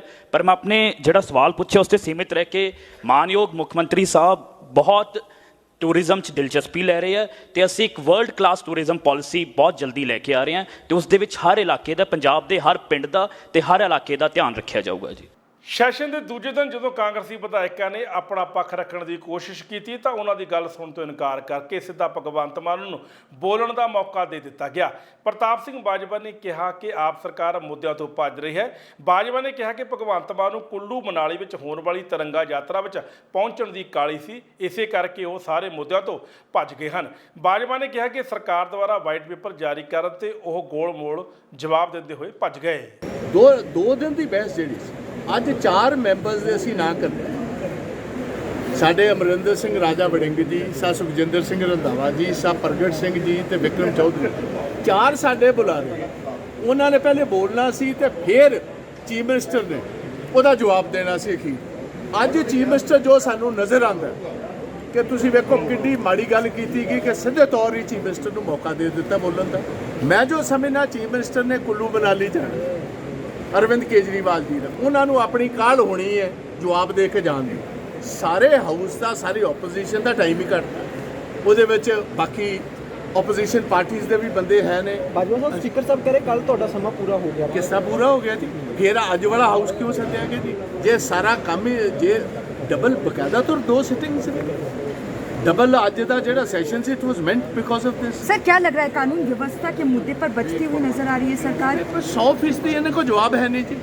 कल जो असी कानून ते व्यवस्था ते इतने बिगड़ रहे हालातों ते लोगों की जी जान ते माल महफूज नहीं, वो गल कर रहे सी चीफ मिनिस्टर साहब, उदों उठ के चले गए। हुण भी उन्होंने पता सी फ्रंटल अटैक आना ओपोजिशन पार्टीज वालों, विशेष तौर कांग्रेस वालों। सीधे तौर किसी भी ओपोजिशन मैंबर की गल सुन तो बिना कर्टेल कर दिता गया। मैं समझना बहुत माड़ी गल की गई है जदों ऑलरेडी बिजनेस एडवाइजरी कमेटी दे विच ये डबल जिहड़ा session it was already plan. 4.5 मैं 4 अपने साथियों के नाम घल्ले ने, ओपोजिशन के होर ओपोजिशन पार्टियां के बंदियां का भी टाइम है। ये गल अज कह के एंड कल जिहड़ा इन्होंने स्पीकर साहब ने हाउस भी एक्सटेंड किया। ਤੁਹਾਨੂੰ याद होएगा मैं उठ के गल कही सी कि अजे खत्म कर दो जी, कल आप करांगे, let us not extended further. अपने वो भी दिता पे। सदन की कार्रवाई चों वाकआउट होने तो बाद सीनियर नेता सुखजिंदर रंधावा ने कहा कि भगवंत मान सरकार सारे मुद्दों तो भज रही है और कांग्रेसी विधायकों को बोलने का मौका तक नहीं दिता जा रहा, क्योंकि भगवंत मान भली भांत जानते हैं कि कांग्रेस घेरा पाने के लिए तैयार है और उन्होंने कोल कोई जवाब नहीं। रंधावा ने कहा कि जो आपकी सरकार ने कहा वो नहीं किया और उही लोग टैंकियां ते चढ़ के प्रदर्शन कर रहे हैं जिहड़े कांग्रेस और अकालियां दे राज विच करते सन। सैशन दे लाखां रुपए खर्च होंदा है, पर भगवंत मान की सरकार ने कुछ कुछ समय विच सदन की कार्रवाई समाप्त कर दी, क्योंकि भगवंत मान ने कुल्लू मनाली विच एक रैली नूं संबोधन करन जाना सी। इन्हां गल्लां दा प्रगटावा सुखपाल सिंह खैरा ने चंडीगढ़ विच कीता। आप दी सरकार दे 3 महीनों विच 9000 करोड़ के कर्जे उपर उसने तंज कसे। मनाली केजरीवाल दे नाल उत्ते तिरंगा यात्रा कड्ढणी है, उदा कहंदे जी इत्थे लाखां रुपए असीं खर्च रहे हां, एक दिन के सैशन से खरे 75 लाख रुपया खर्च होंदा ते 2 बजे तक तो चलाउण ना, ते 2 बजे तक चलाउण वास्ते साडे कोल स्पीकर्स के नाम असीं दित्ते हुए कांग्रेस ने, प्रगट सिंह ने बोलना सी, सुखजिंदर रंधावा ने बोलना सी, साडे होर मैंबर्स ने बोलना सी। लेकिन अज सडनली अब्रप्टली शुरुआत के विच ही जदों क्वेश्चन आवर खत्म होया, 0 आवर खत्म होया तो चीफ मिनिस्टर नूं खड़े करके कहता जी गवर्नर एड्रैस असीं कंक्लूड कर रहे हैं, जिहड़ा कि पंजाब के इस सदन के नाल कोझा मजाक होया। अज 75 लाख रुपया समझ लो अज नालियां विच रोड़ दिता आम आदमी पार्टी ने, जिहड़े बदलाव की गल। वाइट पेपर असीं पढ़ते हैं, कोई गल नहीं, 57 मिनट काफ़ी नहीं ना है। मेरी गल सुनो, अज तुसीं अज मेरी गल अच्छी तरह समझो, अज सदन का टाइम 9:30 बजे तो लैके 2 बजे तक आ। हुण 11:15 बजे 10 मिनट चीफ मिनिस्टर बोलूगा, उस तो बाद 2.5 घंटे सदन पहले उठाता वा, वो 2.5 घंटे साडे मैंबर्स को यूटिलाइज किया जा सकता सी। ये कहना वाइट पेपर अज उन्होंने मेज पर रखा वा, we will go through the white paper and give them an appropriate answer. एक गल बड़ी साफ है, ये दूजियां दा इल्जाम ला रहे कि जी 3 लाख करोड़ का कर्जा चढ़ाता पिछले 35 सालों पार्टियां, इन्होंने आउंदियां सारी 9000 करोड़ रुपए का कर्जा चक लिया 3 महीनों के। ਅਗਰ ਇਸ ਸਪੀਡ ਨਾਲ ਚੱਕਣਗੇ ਤੇ 2 ਲੱਖ ਕਰੋੜ ਰੁਪਏ ਇਹ ਐਡ ਕਰਕੇ ਜਾਣਗੇ। ਪਰ ਐਨੀਵੇਜ਼ ਇਹ ਸਾਰਾ ਕੁਝ ਵਾਈਟ ਪੇਪਰ ਤੇ ਡਿਸਕਸ਼ਨ ਪ੍ਰੋਪਰਲੀ ਕਰਾਂਗੇ। ਮਾਮਲਾ ਅੰਮ੍ਰਿਤਸਰ ਦੇ ਬਟਾਲਾ ਰੋਡ ਸਥਿਤ ਚੌਂਕੀ ਵਿਜੇ ਨਗਰ ਦਾ ਹੈ, ਜਿਸ ਦੇ ਅਧੀਨ ਆਉਂਦੇ ਇਲਾਕਾ ਪੈਰਿਸ ਟਾਊਨ ਦੀ ਰਹਿਣ ਵਾਲੀ ਨੁਪਿੰਦਰ ਕੌਰ ਵੱਲੋਂ ਆਪਣੇ ਹੀ ਸਹੁਰੇ ਅਮਰਜੀਤ ਸਿੰਘ ਉੱਪਰ ਸਰੀਰਕ ਸ਼ੋਸ਼ਣ ਦੇ ਦੋਸ਼ ਲਗਾਉਂਦਿਆਂ ਸਹੁਰੇ ਦੀ ਗ੍ਰਿਫਤਾਰੀ ਦੀ ਮੰਗ ਕੀਤੀ। ਇਸ ਸੰਬੰਧੀ ਗੱਲਬਾਤ ਕਰਦਿਆਂ ਪੀੜਤ ਮਹਿਲਾ ਨੁਪਿੰਦਰ ਕੌਰ ਅਤੇ ਉਸਦੇ ਪਤੀ ਰਣਜੀਤ ਸਿੰਘ ਨੇ ਦੱਸਿਆ ਕਿ ਉਸਦੇ ਸਹੁਰੇ ਵੱਲੋਂ 3 ਸਾਲ ਪਹਿਲਾਂ ਵੀ ਬਦਸਲੂਕੀ ਕੀਤੀ ਗਈ ਸੀ, ਜਿਸ ਦੀ ਘਰੇਲੂ ਸਹਿਮਤੀ ਅਤੇ ਅੱਗੇ ਤੋਂ ਅਜਿਹੀ ਹਰਕਤ ਨਾ ਹੋਣ ਤੇ ਮਾਮਲਾ ਰਫਾ ਦਫਾ ਕਰ ਦਿੱਤਾ ਗਿਆ ਸੀ। ਹਾਂਜੀ ਸਰ, ਮੇਰੇ ਨਾਲ ਸੈਕਸ਼ੂਅਲ ਹਰੈਸਮੈਂਟ ਕੀਤਾ ਗਿਆ ਹੈ। ਮੈਨੂੰ ਸਰ ਮੇਰੇ ਫਾਦਰ ਇਨ ਲੋ ਵੱਲੋਂ ਮੈਨੂੰ ਬਹੁਤ ਜ਼ਿਆਦਾ ਹਰਾਸ ਕੀਤਾ ਗਿਆ ਹੈ। ਸਰ ਮੇਰਾ ਨਾਮ ਨੁਪਿੰਦਰ ਕੌਰ ਹੈ ਤੇ ਸਰ ਮੇਰੇ ਫਾਦਰ ਇਨ ਲੋ ਦਾ ਅਮਰਜੀਤ ਸਿੰਘ ਕੌਰ ਮੰਨਾ, ਅਮਰਜੀਤ ਸਿੰਘ ਮੰਨਾ ਸਰ ਆਪਣਾ Batala road Vijay Nagar Paris town ਇੱਥੇ। ਹਾਂਜੀ ਸਰ ਸਰ ਮੇਰੇ ਨਾਲ 3 ਸਾਲ ਅੱਜ ਤੋਂ ਪਹਿਲੇ ਵੀ ਇਹ ਹਰਕਤ ਹੋਈ ਸੀ ਔਰ ਇਸ ਹਰਕਤ ਨੂੰ ਉਦੋਂ ਅਸੀਂ ਚੁੱਪ ਕਰ ਗਏ ਸੀ। ਅਸੀਂ ਕਿਹਾ ਸੀ ਕੋਈ ਗੱਲ ਨਹੀਂ, ਮੇਰੇ ਹਸਬੈਂਡ ਨੇ ਕਿਹਾ ਕੋਈ ਗੱਲ ਨਹੀਂ, ਫਾਦਰ ਹੈ ਕੋਈ ਗੱਲ ਨਹੀਂ, ਆਪਾਂ ਇਸ ਗੱਲ ਨੂੰ ਖਤਮ ਕਰ ਦੇਂਗੇ। ਹੁਣ ਸਰ ਇਹ ਗੱਲ ਰਿਪੀਟ ਹੋਈ ਹੈ 2 ਫਰਵਰੀ ਨੂੰ ਸਰ ਇਹ ਵਾਕਿਆ ਫਿਰ ਹੋਇਆ ਦੁਬਾਰਾ ਔਰ ਮੇਰੇ ਨਾਲ ਬਹੁਤ ਗੰਦੀ ਘਿਨੌਣੀ ਹਰਕਤ ਕੀਤੀ ਹੈ ਸਰ। ਉਹਨਾਂ ਨੇ ਬਹੁਤ ਜ਼ਿਆਦਾ ਗੰਦੀ ਘਿਨੌਣੀ ਹਰਕਤ ਕੀਤੀ ਮੇਰੇ ਨਾਲ ਰਸੋਈ ਦੇ ਵਿੱਚ, ਕਿਚਨ ਦੇ ਵਿੱਚ ਆ ਕੇ ਸਰ। ਉਸ ਤੋਂ ਬਾਅਦ ਮੈਂ ਮਨੀਸ਼ਾ ਗੁਲਾਟੀ ਮੈਮ ਦੇ ਚਲੇ ਗਈ ਸੀ, ਉੱਥੇ ਵੀ ਮੈਂ ਆਪਣੀ ਦਰਖਾਸਤ ਅਪੀਲ ਕੀਤੀ। ਮਨੀਸ਼ਾ ਗੁਲਾਟੀ ਮੈਮ ਨੇ ਵੀਡੀਓ 'ਚ ਆ ਕੇ ਕਿਹਾ ਵੀ ਹੈ ਮੇਰੇ ਬਾਰੇ ਔਰ ਉਸ ਬਾਬਤ ਮੇਰੇ ਬਿਹਾਫ ਤੇ ਮੇਰੇ ਵਾਸਤੇ ਮੇਰੇ ਸਾਰੇ ਮਹੱਲੇ ਨੇ ਕਮੈਂਟ ਕੀਤੇ ਸੀ ਕਿ ਇਹ ਜੋ ਕੁਝ ਬੋਲ ਰਹੀ ਹੈ ਕੁੜੀ ਸੱਚ ਬੋਲ ਰਹੀ ਹੈ, ਇਹਦੇ ਨਾਲ ਇਹ ਸਭ ਕੁਝ ਹੋਇਆ ਹੈ ਸਰ। ਇਸ ਬਾਬਤ ਮੈਂ ਇਸ ਵਾਰੀ ਮੈਂ ਚੀਕਾ ਮਾਰ ਕੇ ਬਾਹਰ ਵੀ ਨਿਕਲੀ ਸੀ। ਮੈਂ ਆਪਣੇ ਸਾਰੇ ਮਹੱਲੇ ਨੂੰ ਦੱਸਿਆ, ਜਦੋਂ ਮੈਂ ਚੀਕਾ ਮਾਰ ਕੇ ਸਾਰਿਆਂ ਨੂੰ ਦੱਸਿਆ ਕਿ ਮੇਰੇ ਸਹੁਰਾ ਸਾਹਿਬ ਕਹਿੰਦੇ ਪਏ ਹੈ ਕਿ ਮੇਰਾ ਸੌਦਾ ਮਨਜ਼ੂਰ ਹੈ, ਠੀਕ ਹੈ, ਨਹੀਂ ਤੇ ਮੇਰੀ ਗੱਲ ਸੁਣ ਲੈ, ਤੇਰੇ ਨਾਲ ਬਹੁਤ ਬੁਰਾ ਹੋਏਗਾ ਤੇ ਤੂੰ ਟੈਂਟ ਪੌੜੀ ਚੁੱਕ ਤੇ ਨਿਕਲ ਇੱਥੋਂ। ਸਰ ਮੇਰੇ ਨਾਲ ਉਹਨਾਂ ਨੇ ਮੈਨੂੰ ਆਪਣੇ ਨਾਲ ਹਮ ਬਿਸਤਰ ਹੋਣ ਲਈ ਕਿਹਾ ਸੀ ਸਰ। ਇਸ ਬਾਬਤ ਫਿਰ ਮੇਰੇ ਹਸਬੈਂਡ ਨੇ ਸਾਰਿਆਂ ਨੂੰ ਬੜੇ ਮੌਤਵਾਰ ਬੰਦਿਆਂ ਨੂੰ ਘਰ ਬੁਲਾਇਆ ਸੀ। ASI ਹਰੀਸ਼ ਕੁਮਾਰ ਸਰ ਆਏ ਸੀ, ਦੈਨਿਕ ਜਾਗਰਣ ਦੇ ਗੁਰਜਿੰਦਰ ਭਾਜੀ ਆਏ ਸੀ ਔਰ ਬਹੁਤ ਜ਼ਿਆਦਾ ਬੋਲਿਆ ਔਰ ਸਰ ਉਹਨਾਂ ਸਾਰਿਆਂ ਨੇ ਕਿਹਾ ਮੇਰੇ ਸਹੁਰੇ ਨੂੰ ਕਿ ਤੁਸੀਂ ਆਪਣੇ ਬੱਚਿਆਂ ਦੇ ਪੋਤਰਿਆਂ ਦੀ ਸਿਰ ਤੇ ਹੱਥ ਰੱਖ ਕੇ ਸਹੁੰ ਖਾ ਕੇ ਬੋਲ ਦਿਓ ਕਿ ਤੁਸੀਂ ਨਹੀਂ ਕੀਤੀ ਇਹ ਹਰਕਤ। ਸਰ ਉਹਨਾਂ ਨੇ ਸਹੁੰ ਨਹੀਂ ਖਾਧੀ ਕਿਉਂਕਿ ਸਰ ਉਹਨਾਂ ਨੇ ਇਹ ਹਰਕਤ ਕੀਤੀ ਤੇ ਸਹੁੰ ਕਿੱਥੋਂ ਖਾਣੀ ਸੀ। ਆਪ ਦਿਵਾਓ, ਮੈਂ ਪਰਚਾ ਦਰਜ ਹੋ ਗਿਆ ਹੈ। ਅੱਜ ਸਵੇਰੇ ਸਾਡੇ ਘਰ ਸਰ ਮੈਨੂੰ 3-4 ਮਹੀਨੇ ਧੱਕੇ ਖਾਣ ਤੋਂ ਬਾਅਦ ਅੱਜ ਪਰਚਾ ਦਰਜ ਹੋਇਆ ਹੈ। ਮੇਰਾ ਨਾਮ ਪਵਨਪ੍ਰੀਤ ਕੌਰ ਹੈ। ਇਹ ਮੇਰੇ ਪਾਪਾ ਜੀ ਨੇ, ਸਾਡੀ ਭਾਬੀ ਨੇ ਸਾਡੇ ਤੋਂ ਬਹੁਤ ਅਤਿਆਚਾਰ ਕਰਦੀ ਪਈ ਹੈ ਔਰ ਮੇਰੇ ਪਾਪਾ ਜੀ ਤੇ ਗਲਤ ਇਲਜ਼ਾਮ ਲਗਾ ਰਹੀ ਹੈ। ਏਦਾਂ ਦੀ ਕੋਈ ਗੱਲ ਨਹੀਂ ਹੈਗੀ ਉਹਨਾਂ ਨੂੰ, ਮੈਂ ਵੀ ਉਹਨਾਂ ਦੇ ਨਾਲ ਰਹਿ ਰਹੀ ਹਾਂ। ਏਦਾਂ ਦੀ ਕੋਈ ਗੱਲ ਨਹੀਂ ਜਿਹੜੀ ਕਹਿ ਰਹੇ 3 ਸਾਲ ਪਹਿਲੇ ਇਹ ਗੱਲ ਹੋਈ ਸੀ, ਏਦਾਂ ਦਾ ਕੁਝ ਨਹੀਂ ਹੋਇਆ ਸੀ। ਅਸੀਂ ਜਨਮ ਅਸ਼ਟਮੀ ਤੋਂ ਘਰ ਆਏ ਹਾਂ, ਜਾਣ ਕੇ ਨੇ ਮੇਰੇ ਪਾਪਾ ਜੀ ਤੇ ਇਲਜ਼ਾਮ ਲਗਾਇਆ, ਆਪਣੀ ਚੁੰਨੀ ਲਾ ਕੇ ਮੇਰੇ ਸਾਹਮਣੇ ਅੱਖਾਂ ਦੇ ਚੁੰਨੀ ਲਾ ਕੇ ਬੈੱਡ ਤੇ ਸੁੱਟ ਕੇ ਬਾਹਰ ਨੂੰ ਭੱਜੀ ਹੈ ਕਿ ਮੈਨੂੰ ਮੇਰੇ ਪਾਪਾ ਜੀ ਪਏ, ਮੈਂ ਉੱਥੇ ਮੌਜੂਦ ਸੀਗੀ। ਇਹ ਗੱਲ ਝੂਠ ਹੈਗੀ ਉਹਨਾਂ ਦੀ। ਤੇ ਹੁਣ ਵੀ ਜਾਇਦਾਦ ਤੇ ਸਰ ਪੰਗਾ ਹੈਗਾ ਵਾ ਕਿ ਜਾਇਦਾਦ ਲੈਣੀ ਹੈ ਕਿਉਂਕਿ ਪਾਪਾ ਹੀ ਕਹਿੰਦੇ ਮੈਂ ਜਿੰਦੇ ਜੀ ਨਹੀਂ ਦੇਣੀ ਹੈਗੀ ਹਜੇ, ਤੇ ਆਪਣੇ ਮਤਲਬ ਕਰਕੇ ਇਹ ਕਹਿੰਦੇ ਪਏ ਕਿ ਅਸੀਂ ਜਾਇਦਾਦ ਤੁਹਾਡੇ ਕੋਲ ਲੈਣੀ ਹੈ। ਪਾਪਾ ਹੀ ਦਿੰਦੇ ਨਹੀਂ ਪਏ ਤੇ ਤਾਂ ਕਰਕੇ ਇਹਨਾਂ ਨੇ ਆਪ ਪਾਪਾ ਜੀ ਤੇ ਗੰਦੇ ਇਲਜ਼ਾਮ ਲਗਾਏ। ਮੇਰਾ ਨਾਮ ਜੀ ਰਣਜੀਤ ਸਿੰਘ ਪ੍ਰਿੰਸ ਮੇਰਾ ਨਾਮ ਹੈ ਜੀ। ਮੈਂ ਬਟਾਲਾ ਰੋਡ ਤੇ ਰਹਿਣਾ, ਠੀਕ ਹੈ ਜੀ। ਮੇਰੇ ਆਪਣਾ ਬਾਪ ਨੇ ਮੇਰੀ ਵਾਈਫ ਦੇ ਨਾਲ ਸਰੀਰਕ ਸੰਬੰਧ ਬਣਾਉਣ ਦੀ ਕੋਸ਼ਿਸ਼ ਕੀਤੀ ਹੈ ਕਾਫੀ ਦੇਰ ਤੋਂ। ਉਸ ਬਾਰੇ ਗੱਲ ਕਰਨਾ ਚਾਹੁੰਦਾ ਮੈਂ। ਅੱਜ ਤੋਂ 3 ਸਾਲ ਪਹਿਲਾਂ ਵੀ ਇਹ ਹਰਕਤ ਹੋਈ ਸੀ ਤੇ ਹੁਣ ਫਿਰ ਮੇਰੇ ਬਾਪ ਨੇ 3 ਮਹੀਨੇ ਪਹਿਲਾਂ ਫਿਰ ਇਹ ਹਰਕਤ ਕੀਤੀ। ਪੁਲਿਸ ਨੂੰ ਜਾਣਕਾਰੀ ਦਿੱਤੀ ਤੁਸੀਂ? ਹਾਂਜੀ, ਪੁਲਿਸ ਕੋਲ ਜਾਣਕਾਰੀ ਹੈ ਜੀ। ਹੁਣ ਆਪਣਾ ਉਹਨਾਂ ਦਾ ਪਰਚਾ ਹੋ ਗਿਆ ਹੈ ਉਹਨਾਂ ਤੇ। ਅੱਜ ਵਿਜੇ ਨਗਰ ਚੌਂਕੀ ਇੰਚਾਰਜ ਸਾਡੇ ਘਰ ਆਏ ਸੀ ਤੇ 1 ਘੰਟਾ ਬਹਿ ਕੇ ਗਏ। ਬਾਅਦ ਚੋਂ ਆਪਾਂ ਥੋੜਾ ਜਿਹਾ ਕੰਮ ਲਈ ਬਾਹਰ ਗਏ। ਇੰਨੀ ਦੇਰ ਨੂੰ ਮੇਰਾ ਬਾਪ ਤੇ ਉੱਥੋਂ ਦੀ ਉਹ ਫਰਾਰ ਹੋ ਗਏ। ਤੁਹਾਡੇ ਬਾਪ ਦੀ ਕਿੰਨੀ ਉਮਰ ਹੈ? ਉਹਨਾਂ ਦੀ 60 ਸਾਲ ਉਮਰ ਹੈ ਜੀ। ਤੁਹਾਡੀ ਮਦਰ ਹੈਗੇ? ਮਦਰ ਮੇਰੇ 2017 ਚ ਐਕਸਪਾਇਰ ਹੋ ਗਏ। ਉਹਨਾਂ ਦੀ ਮੌਤ ਤੋਂ ਬਾਅਦ ਹੀ ਇਹ ਸਾਰਾ ਕੁਝ। ਹਾਂਜੀ, ਆਪਣਾ ਨਾਮ ਦੱਸੋ ਕੀ ਨਾਮ? ਮੇਰਾ ਨਾਮ ਵਰਜੀਤ ਸਿੰਘ ਹੈ ਜੀ। ਹਾਂਜੀ, ਕੀ ਕਹਿਣਾ ਚਾਹੁੰਦੇ ਹੋ? ਮੈਂ ਕਹਿਣਾ ਚਾਹੁੰਦਾ ਜੀ ਇਹ ਜੋ ਜੀ ਹਾਲਾਤ ਆਪਣੇ ਨੂੰ ਦਿੱਤੀ ਹੈ, ਇਹੋ ਜੀ ਕਿਸੇ ਗੰਦੇ ਘਟੀਆ ਤੋਂ ਘਟੀਆ ਬੰਦੇ ਨੂੰ ਨਾ ਦਵੇ। ਬੁੱਢਾ ਜੀ ਦੇਖੋ ਮੇਰੇ ਕੋ ਜ਼ਿਆਦਾ ਮੰਗਤਾ ਜੇ ਪ੍ਰਾਪਤ ਤਾਂ ਕੀਤੀ ਹੈ ਤੇ ਆਪਣੀ ਵੋਟੀ ਰੋਕੇ ਕਰਕੇ ਮੇਰੇ ਤੇ ਗੰਦੇ ਇਲਜ਼ਾਮ ਲਾਉਂਦਾ ਤੇ ਮੈਂ ਬਹੁਤ ਦੁਖੀ ਹਾਂ। ਮੈਂ ਕਹਿੰਦਾ ਕਿਸ ਤਰ੍ਹਾਂ ਇਹਦਾ ਕੋਈ ਛੁਟਕਾਰਾ ਹੋਈ ਮੇਰਾ। ਤੁਹਾਡੇ ਤੇ ਇਲਜ਼ਾਮ ਲਗਾਏ ਕਿ ਤੁਹਾਡੀ ਨੂੰਹ ਵੱਲੋਂ ਕਿ ਮੇਰੇ ਨਾਲ ਛੇੜਛਾੜ ਕੀਤੀ ਗਈ ਆ, ਹਰਾਸਮੈਂਟ ਕੀਤਾ ਮੈਨੂੰ ਨਾਲ। ਇਹ ਸਾਰੇ ਜ਼ਿਆਦਾ ਕਰਕੇ ਜੀ ਕੋਈ ਗੱਲਬਾਤ ਨਹੀਂ ਸਾਡੇ ਘਰ ਚ। ਬਾਕੀ ਮੇਰੀ ਨੂੰਹ ਰਹਿੰਦੀ ਹੈ, ਹੋਰ ਨੂੰਹ ਮੇਰੀ ਹੈ ਛੋਟੀ, ਆ ਵੇਖੋ ਨਾਲ ਬੈਠੀ ਹੋਈ, ਉਹ ਵੀ ਹੈਗੀ ਆ, ਬੁੱਢਾ ਵੀ ਹੈਗਾ ਵਾ, ਬਾਕੀ ਵੀ ਹੈਗੇ ਸਾਰੇ। ਮੇਰੇ ਨਾਲ ਕੁੱਟਮਾਰ ਵੀ ਕੀਤੀ ਜਾਂਦੀ ਆ? ਕੋਈ ਕੁੱਟਮਾਰ ਨਹੀਂ ਕੀਤੀ ਹੈ। ਕੁੱਟਮਾਰ ਇਹ ਆ ਵੀ ਜੀ ਬਾਬਾ ਵੇਖੋ ਮੇਰੀ ਛੋਟੀ ਨੂੰਹ ਨੂੰ ਮਾਰਿਆ ਅੱਜ ਫੇਰ। ਪਟਿਆਲਾ ਜ਼ਿਲ੍ਹੇ ਦੇ ਪਿੰਡ ਬਾਰਨ ਦੇ ਸ਼ਮਸ਼ਾਨ ਘਾਟ ਵਿੱਚੋਂ ਮਿਲੇ ਹੈਂਡ ਗ੍ਰਨੇਡ ਅਤੇ ਕਾਰਤੂਸ। ਪਟਿਆਲਾ ਜ਼ਿਲ੍ਹੇ ਦੇ ਪਿੰਡ ਬਾਰਨ ਦੇ ਸ਼ਮਸ਼ਾਨ ਘਾਟ ਵਿੱਚ 2 ਹੈਂਡ ਗ੍ਰਨੇਡ ਅੱਜ ਕੁਝ ਕਾਰਤੂਸ ਮਿਲਣ ਨਾਲ ਸਨਸਨੀ ਫੈਲ ਗਈ, ਜਿਸ ਕਾਰਨ ਪੁਲਿਸ ਮੌਕੇ ਤੇ ਪਹੁੰਚ ਗਈ ਹੈ। ਪਿੰਡ ਦੇ ਸ਼ਮਸ਼ਾਨ ਘਾਟ ਦੀ ਸਫਾਈ ਦੌਰਾਨ ਮਜ਼ਦੂਰਾਂ ਨੂੰ ਇਹ 2 ਹੈਂਡ ਗ੍ਰਨੇਡ ਤੇ ਕਾਰਤੂਸ ਮਿਲੇ ਹਨ। ਬਾਹਰ ਹਾਲੇ ਇਸ ਦੀ ਜਾਂਚ ਕੀਤੀ ਜਾ ਰਹੀ ਹੈ। ਐਕਚੁਅਲੀ ਇਨਫੋਰਮੇਸ਼ਨ ਮਿਲੀ ਸੀ ਸਾਨੂੰ ਕਿ ਜਿਹੜਾ ਹੈਗਾ ਬਾਰਨ ਪਿੰਡ ਦੇ ਕੋਲੇ ਜਿਹੜਾ ਹੈਗਾ ਮੜੀਆਂ ਦੇ ਵਿੱਚ ਕੁਝ ਜਿਹੜੇ ਹੈਗੇ ਨੇ ਪੁਰਾਣੇ ਕੋਈ ਜਿਹੜੇ ਸੀਗੇ ਸ਼ਾਇਦ ਹਥਿਆਰਨੁਮਾ ਚੀਜ਼ ਜਿਹੜੀ ਹੈਗੀ ਹੈ ਜਾਂ ਕੋਈ ਬੰਬ ਸ਼ਾਇਦ ਹੈਗੀ ਹੈ ਜੀ ਤਾਂ ਬਰਾਮਦ ਹੋਈ ਹੈ। ਤਾਂ ਉਸ ਸੰਬੰਧ ਦੇ ਵਿੱਚ ਅਸੀਂ ਉੱਥੇ ਮੌਕਾ ਤੇ ਪਹੁੰਚ ਕੇ ਉਹ ਸਾਰਾ ਵੈਰੀਫਾਈ ਕੀਤਾ। ਠੀਕ ਹੈ ਜੀ, ਵੈਰੀਫਾਈ ਕਰਨ ਤੋਂ ਬਾਅਦ ਜੋ ਸਾਡੇ ਸਾਹਮਣੇ ਆਇਆ ਉਹ ਉੱਥੋਂ 2 ਗ੍ਰੇਨੇਡ ਟਾਈਪ ਲੱਗਦੇ ਸੀਗੇ ਜੋ ਉੱਥੇ ਬੰਬਨੁਮਾ ਚੀਜ਼ ਸੀਗੀ ਜੀ, ਤੇ ਉਸ ਤੋਂ ਇਲਾਵਾ 41 ਉੱਥੇ ਜਿਹੜੀਆਂ ਹੈਗੀਆਂ ਸੀਗੀਆਂ ਰੌਂਦ ਸੀਗੇ, 41 ਰੌਂਦ ਸੀਗੇ ਜਿਹੜੇ ਕਿ 303 ਵੈਪਨ ਦੇ ਹੈਗੇ ਨੇ, ਜਿਨ੍ਹਾਂ ਦਾ ਮੇਕ ਜਦੋਂ ਅਸੀਂ ਦੇਖਦੇ ਹਾਂ ਤਾਂ ਉਹ 1943 ਹੈ। ਠੀਕ ਹੈ, ਜਿੰਨਾ ਕਿ ਸਾਡੀ ਇਨੀਸ਼ੀਅਲ ਇਨਵੈਸਟੀਗੇਸ਼ਨ ਦੇ ਵਿੱਚ ਆਇਆ ਹੈ ਤਾਂ 1943 ਦਾ ਹੈ। ਇਹ ਬਹੁਤ ਹੀ ਪੁਰਾਣਾ ਤੇ ਜਿਹੜਾ ਹੈਗਾ ਵੈਪਨ ਜਿਹੜਾ ਆਪਣਾ ਕਹੀਏ ਜਿਹੜਾ ਐਮੂਨੀਸ਼ਨ ਹੈ ਜੀ, ਬਹੁਤ ਹੀ ਪੁਰਾਣਾ ਐਮੂਨੀਸ਼ਨ ਹੈਗਾ ਇਹ, ਤੇ ਇਹ ਇੱਥੇ ਦੱਬਿਆ ਵੀ ਹੋਇਆ ਸ਼ਾਇਦ ਜੋ ਹਾਲਤ ਹੈ ਜਿਸ ਤਰ੍ਹਾਂ ਉਹ ਜਰੇ ਪਏ ਸੀ ਸਿਸਟਮ ਸਾਰਾ ਕੁਛ ਇਹਦਾ, ਤਾਂ ਉਹ ਤਕਰੀਬਨ ਲੱਗ ਰਿਹਾ ਕਿ ਘੱਟੋ ਘੱਟ 40-50 ਸਾਲ ਪੁਰਾਣਾ ਹੋ ਸਕਦਾ ਹੈ। ਮੋਗਾ ਦੇ ਪਿੰਡ ਡਾਲਾ ਵਿੱਚ ਦਿਨ ਦਿਹਾੜੇ ਅਣਪਛਾਤੇ ਵਿਅਕਤੀਆਂ ਨੇ ਚਲਾਈਆਂ ਗੋਲੀਆਂ। ਸੁਖਵੀਰ ਸਿੰਘ ਪੰਚਾਇਤ ਸਕੱਤਰ ਦੇ ਘਰ ਤੇ ਕਈ ਕੀਤੇ ਫਾਇਰ। ਪਿਛਲੇ ਅਪ੍ਰੈਲ ਮਹੀਨੇ ਵਿੱਚ ਲਗਾਤਾਰ ਮੈਨੂੰ ਅਗਿਆਤ ਨੰਬਰਾਂ ਤੋਂ ਧਮਕੀਆਂ ਮਿਲ ਰਹੀਆਂ ਸਨ ਅਤੇ ਫਿਰੌਤੀ ਦੀ ਮੰਗ ਵੀ ਕੀਤੀ ਜਾ ਰਹੀ ਸੀ।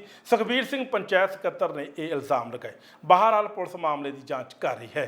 ਦੇਖੋ, ਮਾਮਲੇ ਦਾ ਤਾਂ ਮੈਨੂੰ ਹਜੇ ਤੱਕ ਕਲੀਅਰ ਨਹੀਂ ਹੋ ਸਕਿਆ। ਮੈਨੂੰ ਲਗਾਤਾਰ 1-2 ਮਹੀਨੇ ਤੋਂ ਫਿਰੌਤੀ ਮੰਗਣ ਦੀਆਂ ਧਮਕੀਆਂ ਆ ਰਹੀਆਂ। ਮੇਰਾ ਪੁਲਿਸ ਨੂੰ ਸੂਚਿਤ ਕੀਤਾ ਹੋਇਆ ਸੀ। ਠੀਕ ਹੈ ਜੀ, ਮੇਰੀ ਕਿਸੇ ਨਾਲ ਕੋਈ ਇਹਦੀ ਲਾਗ ਡਾਟ ਤਾਂ ਹੈ ਨਹੀਂ ਹੈ ਵੀ ਜਿਹੜਾ ਮੈਂ ਕਿਸੇ ਦਾ ਨਾਮ ਲੈ ਸਕਾਂ। ਪੁਲਿਸ ਨੂੰ ਸੂਚਿਤ ਕੀਤਾ, ਹੁਣ ਵੀ ਉੱਚ ਅਧਿਕਾਰੀ ਆ ਕੇ ਮੌਕਾ ਵੇਖ ਰਹੇ ਆ ਤੇ ਉਹ ਇਨਵੈਸਟੀਗੇਸ਼ਨ ਕਰ ਰਹੇ ਆ। ਜਦੋਂ ਹੀ ਮੈਨੂੰ ਉਹਨਾਂ ਤੋਂ ਕੋਈ ਇਨਫੋਰਮੇਸ਼ਨ ਮਿਲੂਗੀ ਮੈਂ ਤੁਹਾਡੇ ਨਾਲ ਸਾਂਝੀ ਕਰਾਂਗਾ। ਘਰ ਤੇ ਕੋਈ ਫਾਇਰਿੰਗ ਵੀ ਹੋਈ ਹੈ।